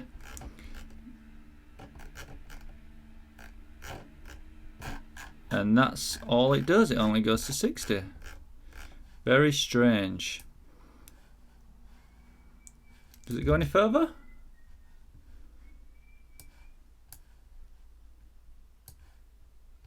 It only does one scroll, and I'm guessing. So I've pulled in use, so we don't have to watch the count, because what's going to happen is it should refresh each time. So even though we've got those stories, on scroll it's going to fire back as if the count's changed. So this count will just update here. Use effect. Okay, so let's take a quick look once more in here. The use infinite scroll return seems fine for picking up the event listener. We're watching the loading. I am going to take a guess that this is not working, simply because either it's something to do with our debounce, or it's something to do with a story container. So as you see, it knows count's updated. So like count in here. So for example, where it says count here. So if it's not loading, go ahead. If count plus story increment is greater than or not, set story, set false. Loading should be up here. So yeah, it does look okay. I don't know if anyone spotted this just yet. I think I know what it is. So I think I know what this issue is. It comes down to, and this is one I'd actually like to leave with you guys if you want to do some work on this after. If you've zoomed in, the offset seems to be wrong. If I zoom out, I can hit the count. Ignore this message at the minute, we'll use a cleanup properly. You see how the count's updating? 30, 60, 90, 120, 150, and we should be able to get to 500 and that'll stop us. The count should hit 500. We see how I can just keep scrolling and then it kind of stops and it requests whilst it's requesting. 420, and it's a bit jerky, it's not the best experience. That's why we're going to implement a debounce. 500, and that's it. Won't let me scroll anymore. Perfect. So yeah, let's have a look now at implementing. We don't need count in there anymore. We don't need it there because we're not going to be watching count. Count should just update here. So when this story container goes ahead and does its work and gets to 500, it'll look through here and it'll say, okay, well, infinite scroll has changed.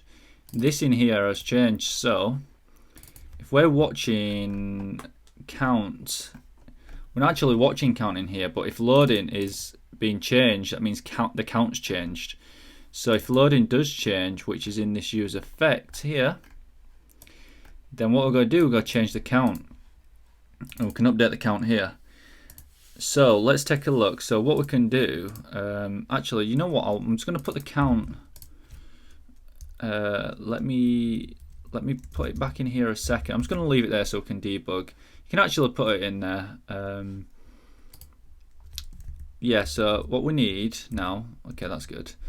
What we need now is a debounce. So open up your Explorer, and it should be a utilities folder in here. So let's have a look. We're going to drop in here something called debounce.js.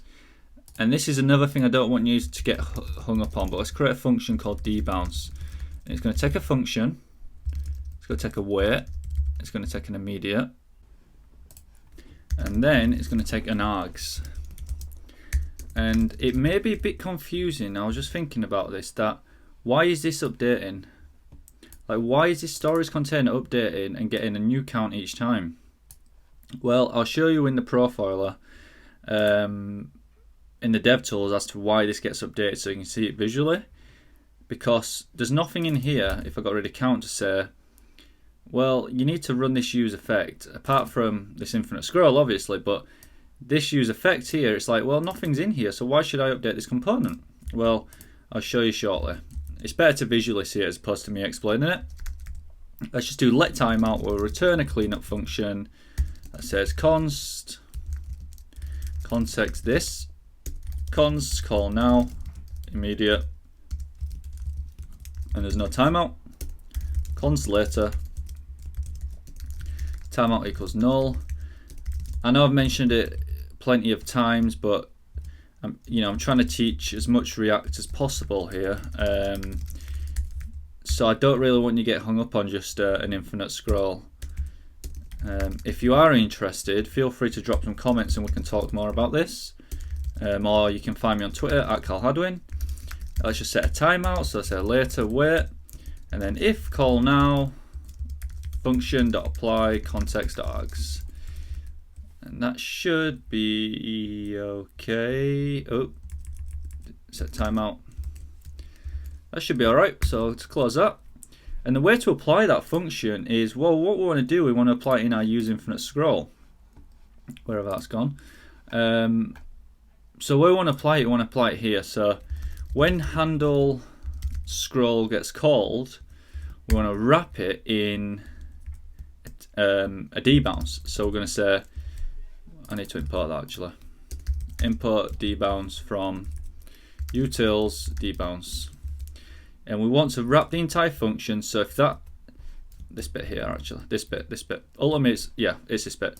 So we want to wrap this handle scroll in debounce, and then we're going to do the debounce, see what's going on in here, and then if we get the the green light, go ahead, do the handle scroll.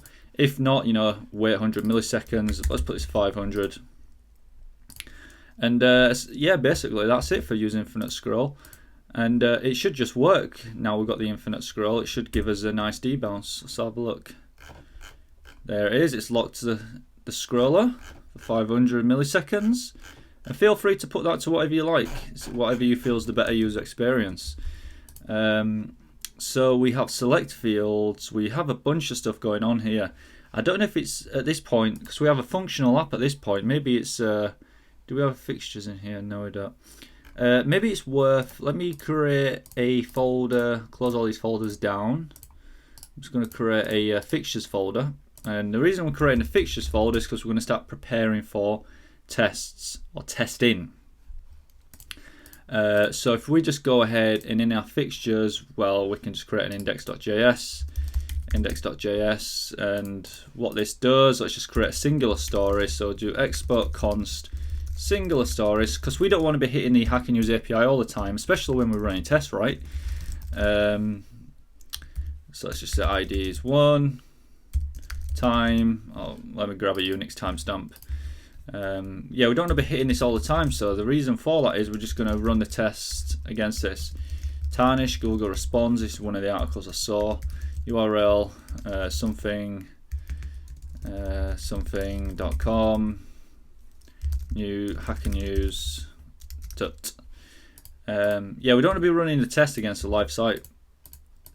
So let's just say export const story IDs, and you could go ahead and check out the the infinite scroll, but I don't feel it's necessary if we can manually test it. And let's just say an empty story would be all this, so let's just say undefined. So say ID, time, title, URL, grab these, boom, boom, boom. That looks good. So we've got a fixture that we're going to import into our tests. So do we have a testing folder? We do not actually. Create a new folder, underscore tests. Firstly, what we're going to do,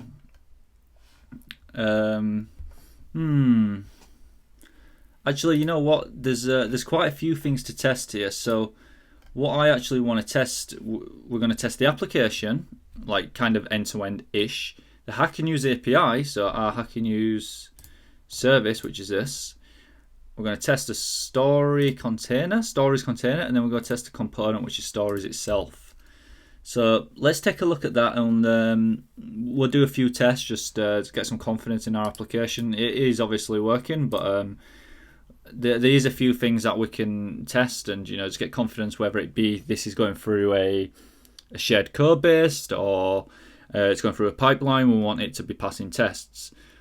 So yeah, let's take a look at that, and we'll jump in. We're going to write probably 3 or 4 tests. We're going to be using React testing library.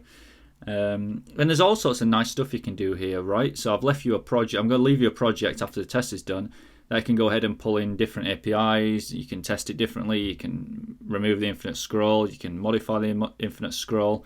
And then once this video is released, a week or 2 from now, you'll see the second video, which will be the GraphQL implementation hooked up to this.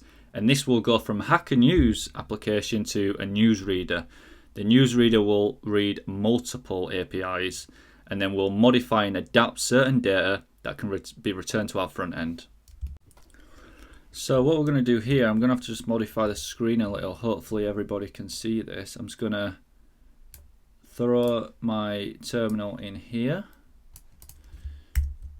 And I'm going to close that just so you guys and girls can see what's going on. Close that, close that. And what we're going to do is, I'm trying to think which test might be easy to break in first. So we've got the stories container. You know what? Let's jump right in head first. Let's go ahead. Do tests app.spec.js. And what we're going to do in here, import React. Import React. And we need to import Act. And Act now, React DOM, test utils. Actually, I will explain Act right now. Let me do it in a second. It's basically asynchronous rendering. So instead of, well, yeah, okay. Let me explain it in a second. You'll see it better. We need to import all this stuff that we're using because we do want to mock this out. And when I'm saying mocking, it's like giving it some sort of fake response, because we don't need to test this particular bit that well, or we just want some empty components because we're not focusing on testing them, or we simply, like if it's Axios, we don't want to be hitting an API, right? So there we are. That looks good. And we need to bring in the infinite scroll. Use infinite scroll from hooks. Use infinite scroll. And let's have a look. Story increment, we can bring that into, I guess. Increment. That was in constants, wasn't it? That looks good. Okay, we're going to say, this is React testing library right here. We're going to say before each. Can I make that bit just a tad smaller? That seems okay for now. I'll just pull that over there for now. And we'll keep running these tests. So we're going to say before each, this is before each test, do a cleanup. And by saying that, it's cleaning up the DOM. Which for me, actually, you know what? One crucial thing I missed, I forgot to import the testing library. Cleanup. Generally, I'll do a render and cleanup. I'll pull those in, and maybe sometimes I might pull in. What else do I normally pull in? Maybe fire event, I think it is. Do we have this actually? Oh, I don't think we have it. So let me have a look. Package. We don't have it. Okay, we need to install this. So if you go ahead and dev dependencies, let me just grab that. Dev dependencies. I'm going to say testing library React. I'll say give me 9.13. What's this saying here? Colon expected. Colon expected where? Really? Let's close that down. Oh, what's this doing here? Spinner. Anyways, let's go to package.json, like it did with mine there. It's still going, but let's just continue on writing this app.spec file. It's probably easier just to generally fire in, do a yarn add React testing library. So let's go ahead and say describe, and we'll create a describe function that's going to give us, we're just going to say app. And to be honest, you don't even have to do a describe here because not much is going on, so I'm not going to do a describe. I'm just going to say it. One thing before we do the it, let's just do a yarn install because we need the testing library. As you can see, we've got the red squiggly lines telling us basically it's unable to resolve. So once that's installed, we should get the testing library, which would be nice. And I was just thinking briefly then, instead of using it, I generally use it as a function to test stuff when it's inside a describe block. If it's outside a describe block, we can just do test, which makes a bit more sense. Let's say it renders the application. It has to be asynchronous because we're doing asynchronous calls. And we're going to get the useInfiniteScroll, define never used, okay, that's fine. useInfiniteScroll.mock implementation. And then what we're going to do, we're going to say count. We're just going to say return the implementation of useInfiniteScroll, return me count with 30. And that's all I care about at this point. And that's all I ever want from useInfiniteScroll. So I don't want to bring in the actual implementation. I just want you to return me an object that says count is equal to 30. And then we're going to have to mock the get story. So we're going to do mock implementation again. And we're going to say promise.resolve. Because on that get story, remember, because it's asynchronous, it's always going to return us a promise. So we have to resolve something. And that's why we had the fixture file, fixture in here. And I'm just going to say, for this get story, return me this singular object with this stuff in here. So I'm going to say resolve me this. I don't want to hit the API, I just want you to return me this. And that's the power of a mock. So get storyIds.mock implementation. I'm going to say promise.resolve storyIds. Likewise for the storyIds, I don't care about the implementation of get storyIds, hitting Axios. I'm just going to say, okay, give me this function and just return me a result that I'm faking, essentially. And that result I'm faking it with is storyIds, which is this array here with 1. So I'm going to say if you get 1, go ahead and get this singular story. And this is where the real business comes in. So say await, act, async, and then we'll say arrow function. And this, my friends, is great. Basically what's happened recently is you didn't used to be able to, I don't believe, use an asynchronous act. So you couldn't do some work, say for example, go get me these stories because it's asynchronous and render these. I essentially want, because when this test runs it's just going to run immediately, right? And it's not going to have, say, the story on the page. So I want it to await this. So if we didn't await this, then you get a bunch of errors saying there's asynchronous task going on and your render's all messed up. So we're going to use await act, and we'll take that off actually in a second. But I want to show you this. Get by text, query by test ID. I'm going to say render me the application. Let's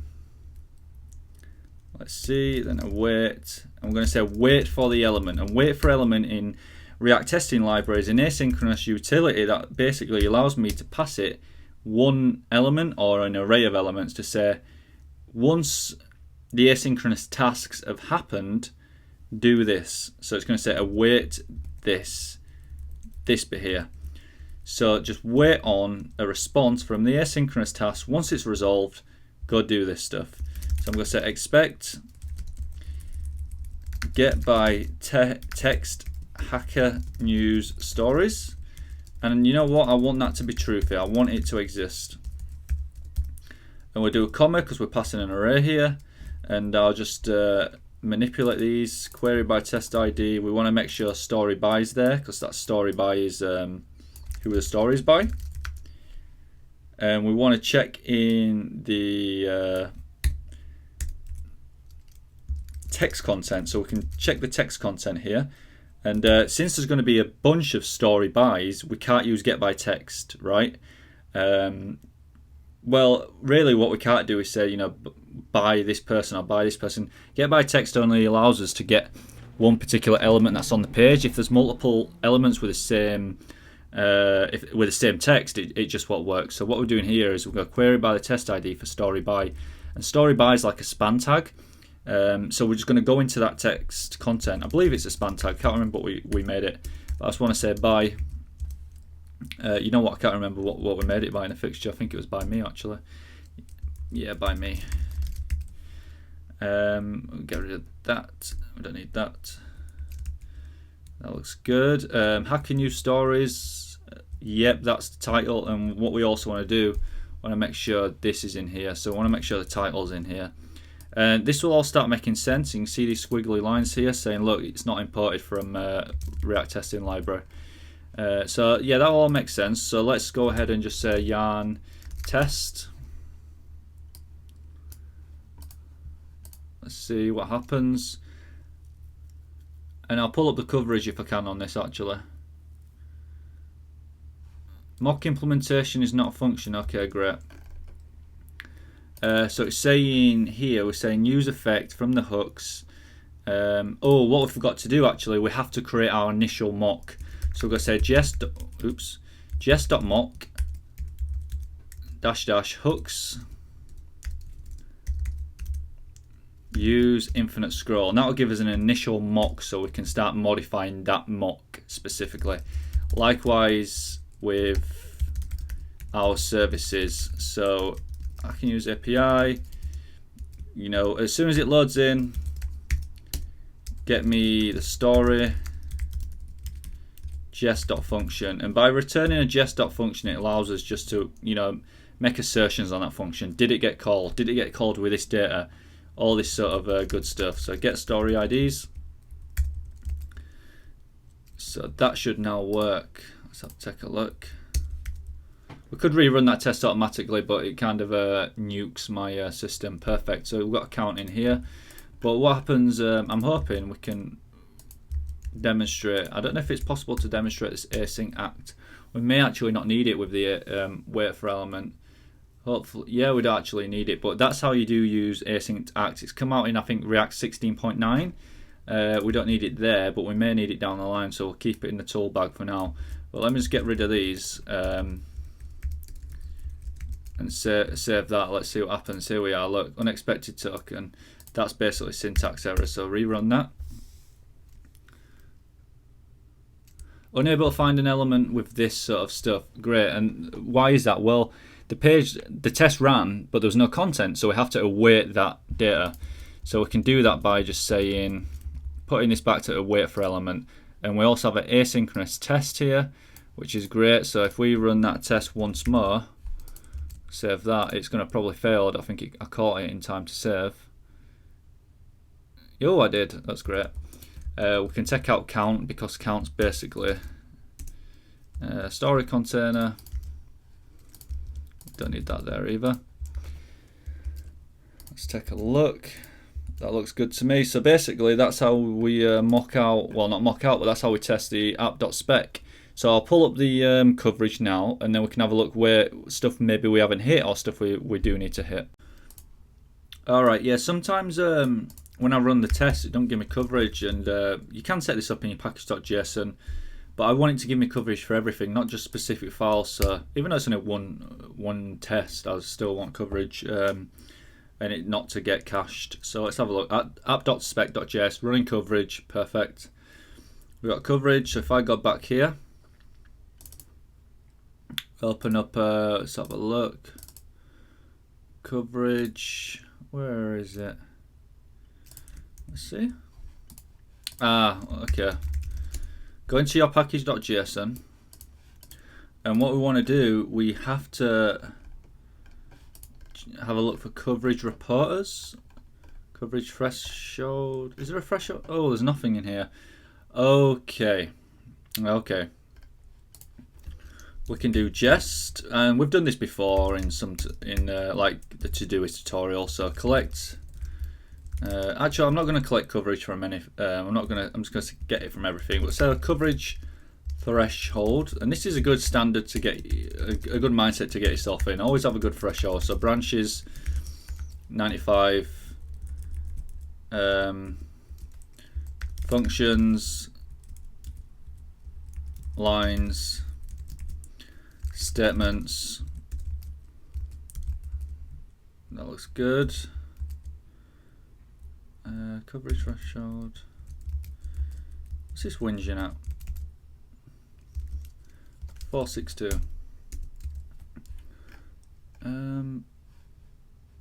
Let's have a look. Unexpected token of 1, 2. All right, that seems fine. We'll see in a second. So we've got a coverage. Have I spelled that right? Threshold. We have global. We have the global coverage, and the reason we're not getting any coverage report is we need to say coverage reporters. Give it an array of HTML and text, and what that's going to do should give me a. Oh yeah, I don't like that. Coverage threshold. I'm pretty sure collect coverage from coverage threshold. Yeah, I can't spell threshold, so that should work now. Should give me a coverage report. Let's have a look. There we are, index.html. Perfect. We've got a lot going on here, so we might have to clear some stuff out that we don't exactly want to be testing. So we've actually tested our story by just doing an app file, but I think what's best is if we test it individually as a unit test. Even though we did kind of test it, and you know, you do get this fall over between app and story container because they're kind of doing the same thing, but do as much coverage as possible. Just test everything you possibly can. If it's unnecessary to test, you know, you don't have to do it, but let's have a look. Let's go ahead next and create, because this one's going to be quite similar to stock app, so we could just use this as a base, I imagine. Close that down. So let's pull in this as a base. I think we could. It's the exact same test. I don't even know if I have to test this, honestly. Yeah, so we're going to be hitting the story container. It's going to be doing exactly the same stuff. Like if you just replace story container here with app. I mean, I can leave it in here if you wish. Containers. What is it? Did I call it containers? I can't even remember. Containers. Story container. Okay. Come on. Story container. Stories container. And you know what? You'll probably get. That will most likely run completely fine, and you know, you can modify stuff in the stories container. There you are. Look, perfect. But I mean, maybe you could just mock that in the app, and then you know, just say, okay, it renders. It just renders. That's all you want it to do, as opposed to doing all this. But anyways, I'll leave that in there. Let me see. I'm going to put this on GitHub. So any modifications on the test, let me know, because I'd like to see that. Story.spec.js is next. Clear that out. This one's going to be, you know, it's going to be fairly similar. Maybe you want to put some stuff in your test where the API fails, but I'm not going to go crazy with the testing. I am kind of a purist, but in the same hand, on the other hand, I'm not. I'd like someone who's really good with tests to come and buff these up if possible. But when I start testing, I'm like, okay, I've already tested this stuff. I've got similar components being used throughout, so I may as well, you know, just copy this to be, you know, I may as well copy it. I know StoryIds isn't being rendered in here. The infinite scroll is not going to get rendered. We don't need the constant. Infinite scroll, that can go. We're not doing the story IDs because we're just looking at the get story. renders, even though that says application, renders, let's change that to story component with content. So what did we have here? Story. So that I'm going to say renders the story container with a story. So yeah, let's see here. So we're going to say, okay, we're going to mock out this implementation with a singular story. We are going to render a story, and we're going to give it a story ID of 1. Components, story IDs, don't need that. Get story IDs, do not need that. InfiniteScroll, do not need. So yeah, get story. Do we need a cleanup? Yeah, we need a cleanup, but seeing as though there's going to be multiple mocks in here, one nice trick you can do, put this down here, is we'll call that function like that, and then we'll say jest.reset all mocks, and that will reset on each test. So this sort of stuff, or this mock implementation here, won't fall into the next test. So we get a clean test. So we're going to clean the DOM, and we're also going to clean all the mocks. And I think, even though this is asynchronous, yes it is. We're going to mock the implementation of a singular story. We're going to render out a story, pass it a story ID of 1, because that's in our fixture. Then we're going to wait for element, and we're going to say how can use, let's say also, I know that we have a test ID in there of, I think it was story or story. Always check your components. There should be data test ID in here. Yeah, data test ID story, which is there. So if I basically just want to call query by, you can use get by test ID, query by test ID. Let me just say, actually, we could do query by test ID, and I'll explain the difference in a second. Let's say query by test ID story. Let's see what happens. Get by text, then we'll say hacking use stories isn't going to be there because that's not in the container.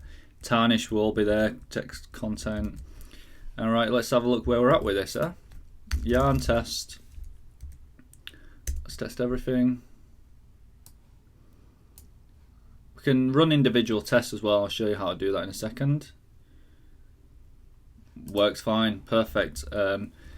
So component story, that's done. Even though it's covered in another 2 tests. But to run individual tests, just do yarn test.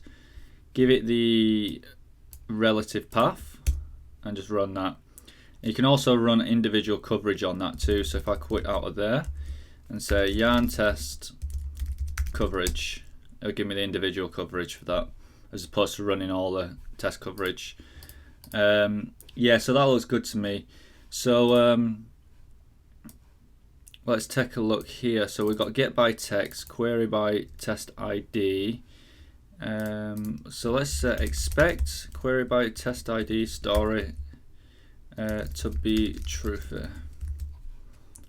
You see how it's auto checking, perfect. So if you switch that out now to, I think it was get by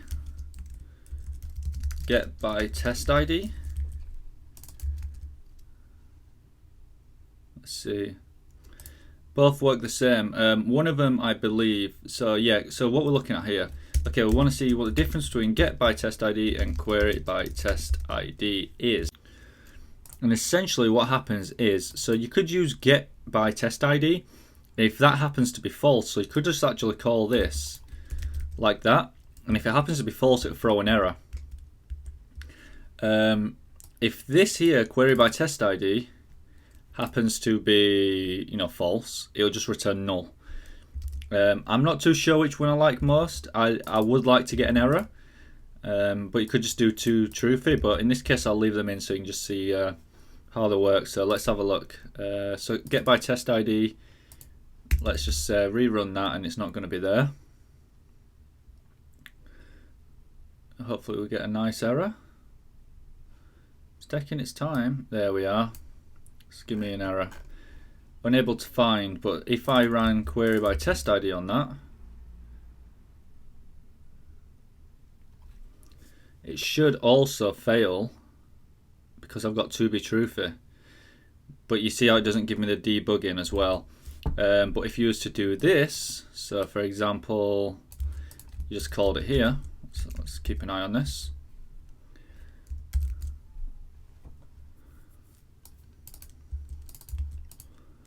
Come on. There you are, couldn't find it. So what happens if I do a query by test ID? I should hopefully get null back. Oh, doesn't return anything, which is quite bad. So in this case, I'd probably stick with get by test ID, honestly. I think it's a bit safer. So we don't actually need that. Get rid of that. Perfect, that looks good to me. Let's check out the coverage. There we are. What was that on? That was on story.spec. Yeah, it's already covered from the kind of an integration between the app and the story container. So a nice one that we're going to be doing now is the hnApi.js, hack and use API. That's all it is. You can stop running those tests now. There's no real need. So this one we're going to import. We're going to mock Axios because we don't actually use the Rail implementation. We're going to say from Axios, and you don't need the named import because Axios is a default. So let's just say import, get me the story IDs, get story, new stories URL, story URL. And this test is really nice actually. I like this one. It's not this one specifically, but I like testing APIs because you can see, oh, did it get called with this data? Did it not? So let's import singular story. We need our fixtures, empty singular story from fixtures. Right. There we are. That looks right. How many tests we got going in here now? So what did I do with this one? I did test, didn't I? Just a one. So yeah, we don't really need a describe here. I mean, actually, you know what? We could do with a describe here because we're testing this and this. So firstly, let's do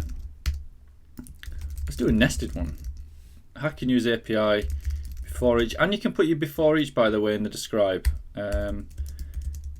Jest dot reset all mocks. We need some cleanup, and then we'll do cleanup.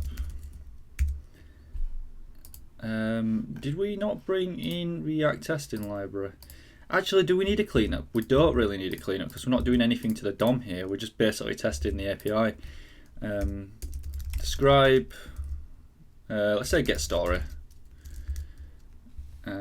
Get story functionality. I don't like testing functionality, but in this case, you know, I'm breaking my own rule.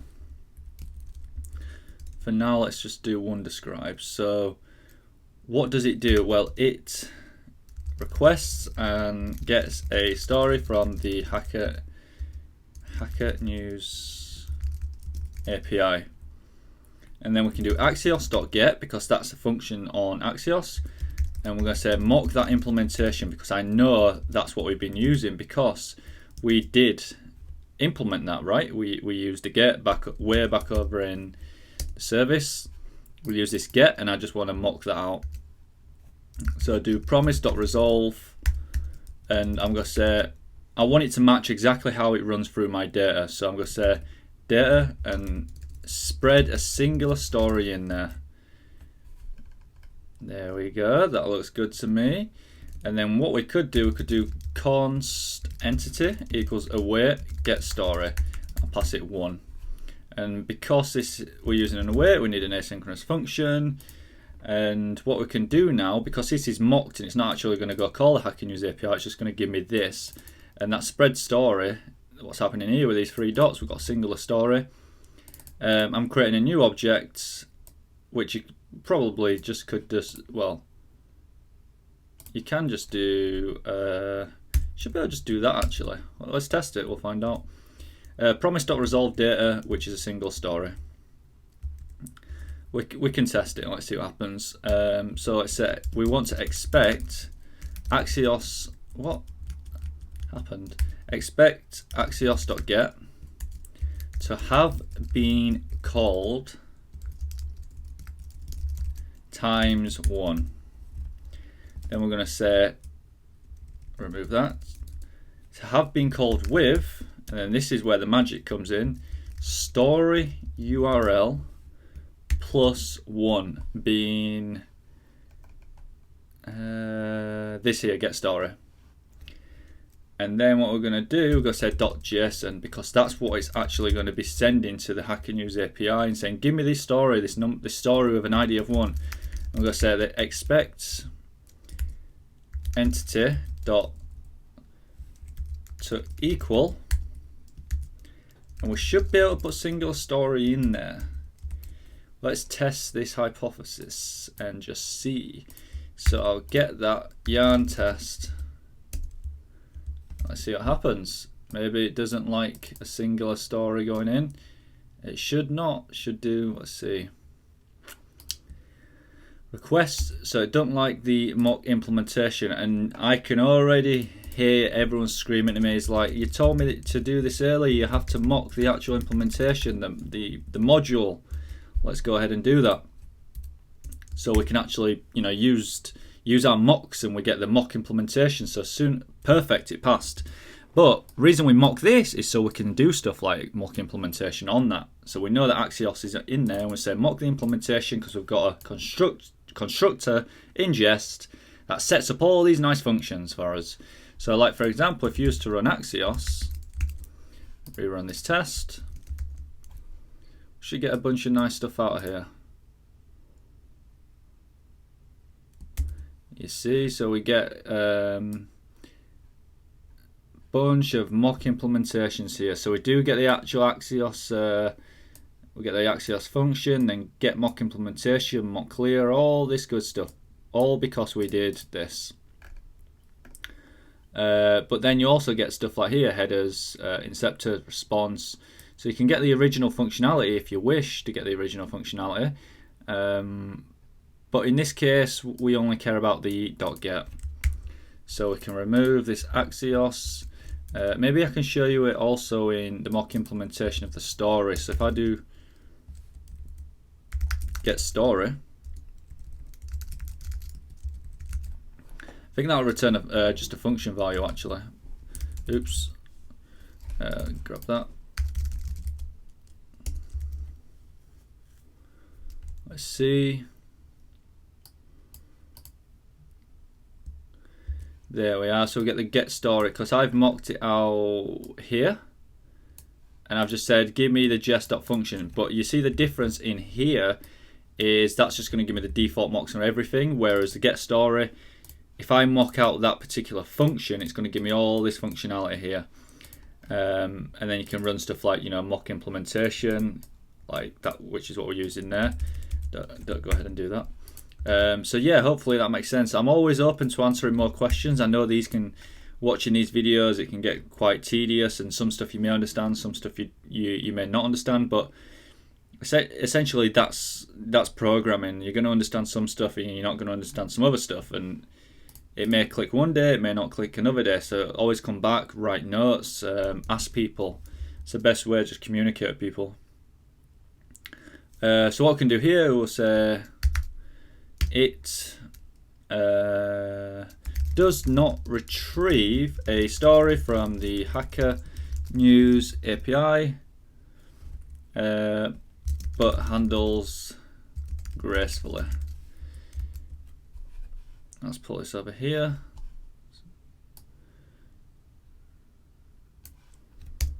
Does not retrieve a story from the, I'll just say API, but handles gracefully.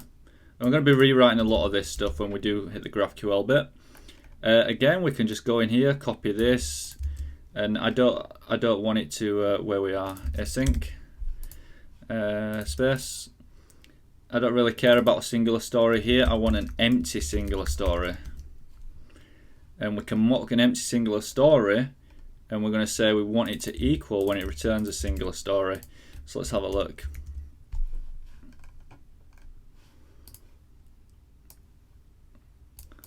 Perfect. Just need to go back into story.spec and remove that console.log there.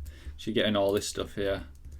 Again, this is all going to be on GitHub. Feel free to contribute to the project. GraphQL is coming, so it's going to be a newsreader, not specifically Hacker News, We will be using the Hack and Use API, but we're going to be pulling in other stuff as well using GraphQL. Get story functionality doesn't retrieve. So we've done the get story. So now all we've really got to do, let's have a look. Where are we with these braces? Describe, get story IDs. That's all we've got left to do. And we can pretty much just go ahead, copy this, because we've got similar implementation, so it makes our test nice and easy. Requests and gets, let's change this to story IDs from the Hack and Use API. We will mock out the implementation of the get once more. And the reason we're not mocking this out up top is because we want to change it on each test, right? And we're clearing it on each test as well by doing jest.reset all mocks.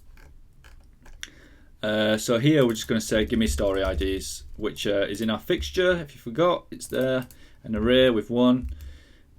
Axios.get mock implementation promise.resolve, return me an object with a key of data as a property, and that property is an array with one inside. So we'll say get story IDs. We don't have to pass anything to get story IDs, and we can basically say how many times it's been called once. And only thing we really care about here is does it hit the new storage URL, because that's what we plan on hitting it with, which is this, a build up of base URL, which is that, new stories, and it should go get me the new stories. And then we'll say we want it to equal story IDs. Let's have a look what goes on here. Certain stuff we won't worry about in our test. Perfect, even though it's hitting the wrong test. Yeah, certain stuff we won't worry about within the tests. I'll try to stay away from implementation, but doing these sort of tests gives you confidence in your API, so I quite like doing them. Maybe it's just something I like doing. Get story functionality. Let's put that to get story IDs. And you can see the names come inside here from the describe and the test. So Hack and Use API, get story, requests, and gets a story. There we are, perfect. So I'm just going to go ahead now and check the coverage report, see where we're actually at. It'd be useful if I actually ran the coverage. So let's have a look. There we are. The links are in the description, by the way, for this particular project and other projects I've done. All in the description. I'm on Twitter at Carl Hadwin. My GitHub is also in the description at Carl Hadwin. We don't care about hooks in this case, and we don't also care about utils. I'm not testing the debounce. Service worker, we don't care about that. So, okay, in this case, we're getting very close to the end now. Stuff I don't care about, I mean, this is very subjective, but certain stuff that I can manually test, I'm not going to test, honestly. If I can just manually test it. Get coverage from, give it an array. Even though the debounce don't work, the InfiniteScroll kind of works, but when you put it on a different screen, zoom, it don't work too well. So I could fix that now, or if one of you want to fix it, that would be really nice. Not only would it save me the time, but it would make this tutorial shorter, and also if someone could write an implementation, say this is why, well, not an implementation, but a few notes around why it was like that, that would be nice. But like I said, people learning this, I don't want you to get hooked up on a debounce, or I don't want you to get hooked up on all the other nonsense and the nuances that may occur.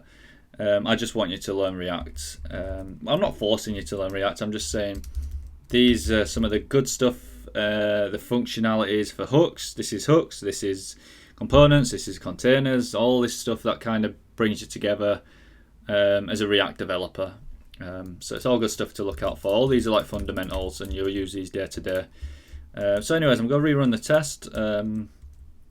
I'll show you what I'm running, by the way, for this. Yarn test coverage, watch all. And hopefully we get 100% coverage once we get rid of all this nonsense here, what we don't want to test. I'm not testing a service worker, even though you can turn the service worker on. Oh, it's not met. Oh, selectors is missing. By the way, if you do want a service worker, I'm going to run this through Lighthouse very shortly. Oh, perfect, 100%. Selectors should go in a second. Source selectors, selectors. That looks fine to me. Let me rerun that once more. Come on. Perfect. You'll see this one here is giving you a 50% in branches because we never hit red, but I wanted to show you how style components work and giving you an opportunity to look at how props work there too. So you feel free to change that if you wish. So yeah, let's run this through Lighthouse right now. I think we're done. We've got a working application. We got it working pretty quickly, but then we just wanted to make sure we could, one thing we didn't do, we didn't implement memo. So this is a really good thing. So can I just get rid of the terminal right now? Let me see here. How do you pull this out? Stop snapping. There it is. Go back to this. Cool. Okay, one thing that's really important right now. Story container. Yeah, so one of the important things here is, even though React isn't going to re-render this story because it's already there, right? It's not going to hit that render function, but it is going to call this story. So it will go in here. It's not going to just ignore it. It's going to go in here and be like, okay, well, it's here. Let's remount the component. And maybe this is a quirk of React. I'm not too sure actually, but it's going to re-render this component. And you can see here, it's like, okay, if we log out this story ID, we'd expect it to be in there once, and it should just be in there once. Let's have a look. It should just be in there once. So if we do like 2107, it's in there once, but if I re-render, you think, okay, well, it's going to go get me 0 to 60 now, so it should be in there twice. But no, React's smarter than that. It's like, well, you've already rendered this component. Why should I go and re-render it again? I'm not going to come in here and say, I'm not going to come in here and say I'm going to re-render. What's the point? Nothing's changed. The props are the same, so I'm not going to re-render. If the props happen to be different, I would re-render, but I'm not going to. But this is where some people forget that this useEffect is still going to get hit. And you can see that clearly here. So if you go to the network tab, search for 210.178.02. So it's going to do the first call, which when it comes onto the pit, React's loading everything. The second, once it's rendered. The third call, when you do a scroll. So we have to be careful with this. So one amazing thing you can use is memo. A memo works like amazingly. So all we have to do is just put memo there, wrap it in a function, say story, and this will prevent that useEffect being hit, which is really good because we're not making additional network calls. This is one of my favorite things about the memo function, how easy, well, for hooks essentially, how easy it is to just implement that. And that is going to come back now and say, okay, well, if I'm in Story Container and I realize this is wrapped in a memo, even though I'm going to go in here, I'm going to check to see if that's already on the page, and if it's exactly the same, I'm not going to do anything. Why should I, do this twice? So we'll copy this ID once more. I'll do a refresh. I'll clear this out. Go in here, save this, save this. So we should get a network call in here now. Once, so it's there once. And if I just remove that, you can see there's a ton in there. If I go scroll down, it's going to go re-render. And you see it's only re-rendering the new ones. And it's only in there once. So no matter how much I scroll, we're not going to be hitting that network more than the once because it's already there. And that's memo, and it's amazing. I absolutely love memo. It's my favorite hook. We can get rid of that story ID. Don't need that. Perfect. Clear that out. Do one scroll. It's not in there. Perfect. If I do one more, it's in there once. Absolutely love memo. Works fantastically. Yeah, and just React in general is like really good. I just really enjoy working with React, and don't get too put down or be too harsh on yourself if you don't know something. Like even people experienced who've been working React for 3, 4, 5 years or whatever it may be, do forget stuff. Like I had to sanity check myself just then to see will this component re-render if the props haven't changed. And you can call a component to update, like with should component update for the return. And when I say return, a re-render essentially. But yeah, like I still have to sanity check myself. Everyone forgets stuff, so don't get too down on yourself if you don't, fully understand this tutorial. I'm here to help. I'm on Twitter. The GitHub's in the link. The Twitter's in the link. The link for GitHub is in the description. The link for my Twitter's in the description. My email is on my YouTube channel, so feel free to check that out. I'll answer all emails, even though it may take me a bit of time, but I'll answer every email. And yeah, just keep following the tutorials. We can run this through Lighthouse now, actually. Let's just see performance-wise, and I'll show you how to do this, actually. Let's go ahead and do yarn build, and we'll create a production build here. Creating an optimized production build. Let's see. Should give us port 5000, I believe. We can use serve. You may have to install this. Just do like yarn add serve. It should work. There we are. And you want to run your production build through Lighthouse. If I open a new version, you want to run it in incognito so you don't get like. Look, I mean, even here, I've got so much stuff that I'm trying to learn. Everyone's still learning, so even on my taskbars, there's certain stuff I forget. So yeah, don't be too hard on yourself. Click Lighthouse, a little add-on you can get from the Chrome store. Run it in incognito so you don't get other applications, extensions interfering. Generate a nice report. Let's run it in mobile mode, which is nice. We can see it's responsive. And boom, we get 95% performance, best practices, time to interactive. Yeah, it's a bit slow. Serve static assets with an effective cache policy. Nothing we can do about that, unfortunately, whilst we're doing it locally. But if you put it on a server, it would run great. Accessibility all passed. Best practices, again, we can't hit 100 on this because we're not using HTTP2. We can do that on a server. SEO, progressive web app, we've got a service worker running, which is nice. We can't hit this till we put it on a server, but yeah, you see, like we pretty much hit all bases. And you can keep re-rendering this actually to get better scores. There's probably one or two extensions I've got enabled. I think I've got like LastPass and a few other things that are running.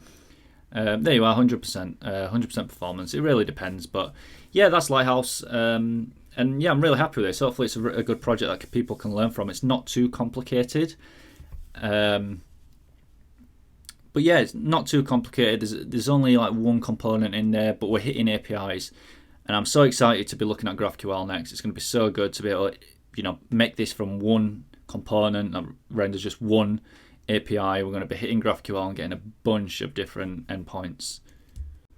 So yeah, that's pretty much it for this tutorial. Hope you learned a lot. We did React testing library. We did one component. We looked at memo. Implemented stuff like mappers, utilities for debounce, selecting fields. We had a service worker. We did APIs. Quite a lot, actually. So if you got through this, congratulations. I'm on Twitter at Carl Hadwin. All the relevant links are in the description below. This will be on GitHub, so that will also be in the description below. Follow me on YouTube, search my name, Carl Hadwin, or Cognitive Search, and you'll find many videos like this and many more to come. And keep an eye out for the part 2 of this, where we're going to be looking at GraphQL. That's going to be really, really interesting. And any questions, drop them below. I'd love to hear them. So yeah, let's, as a community, maybe build on this. Try, if you get to the GraphQL point before me, fantastic. Maybe we can do live updating too in this. That'd be cool. So yeah, any ideas, throw them across. I'd love to hear them. Thanks for watching this video. As always, I shall see you in the next one.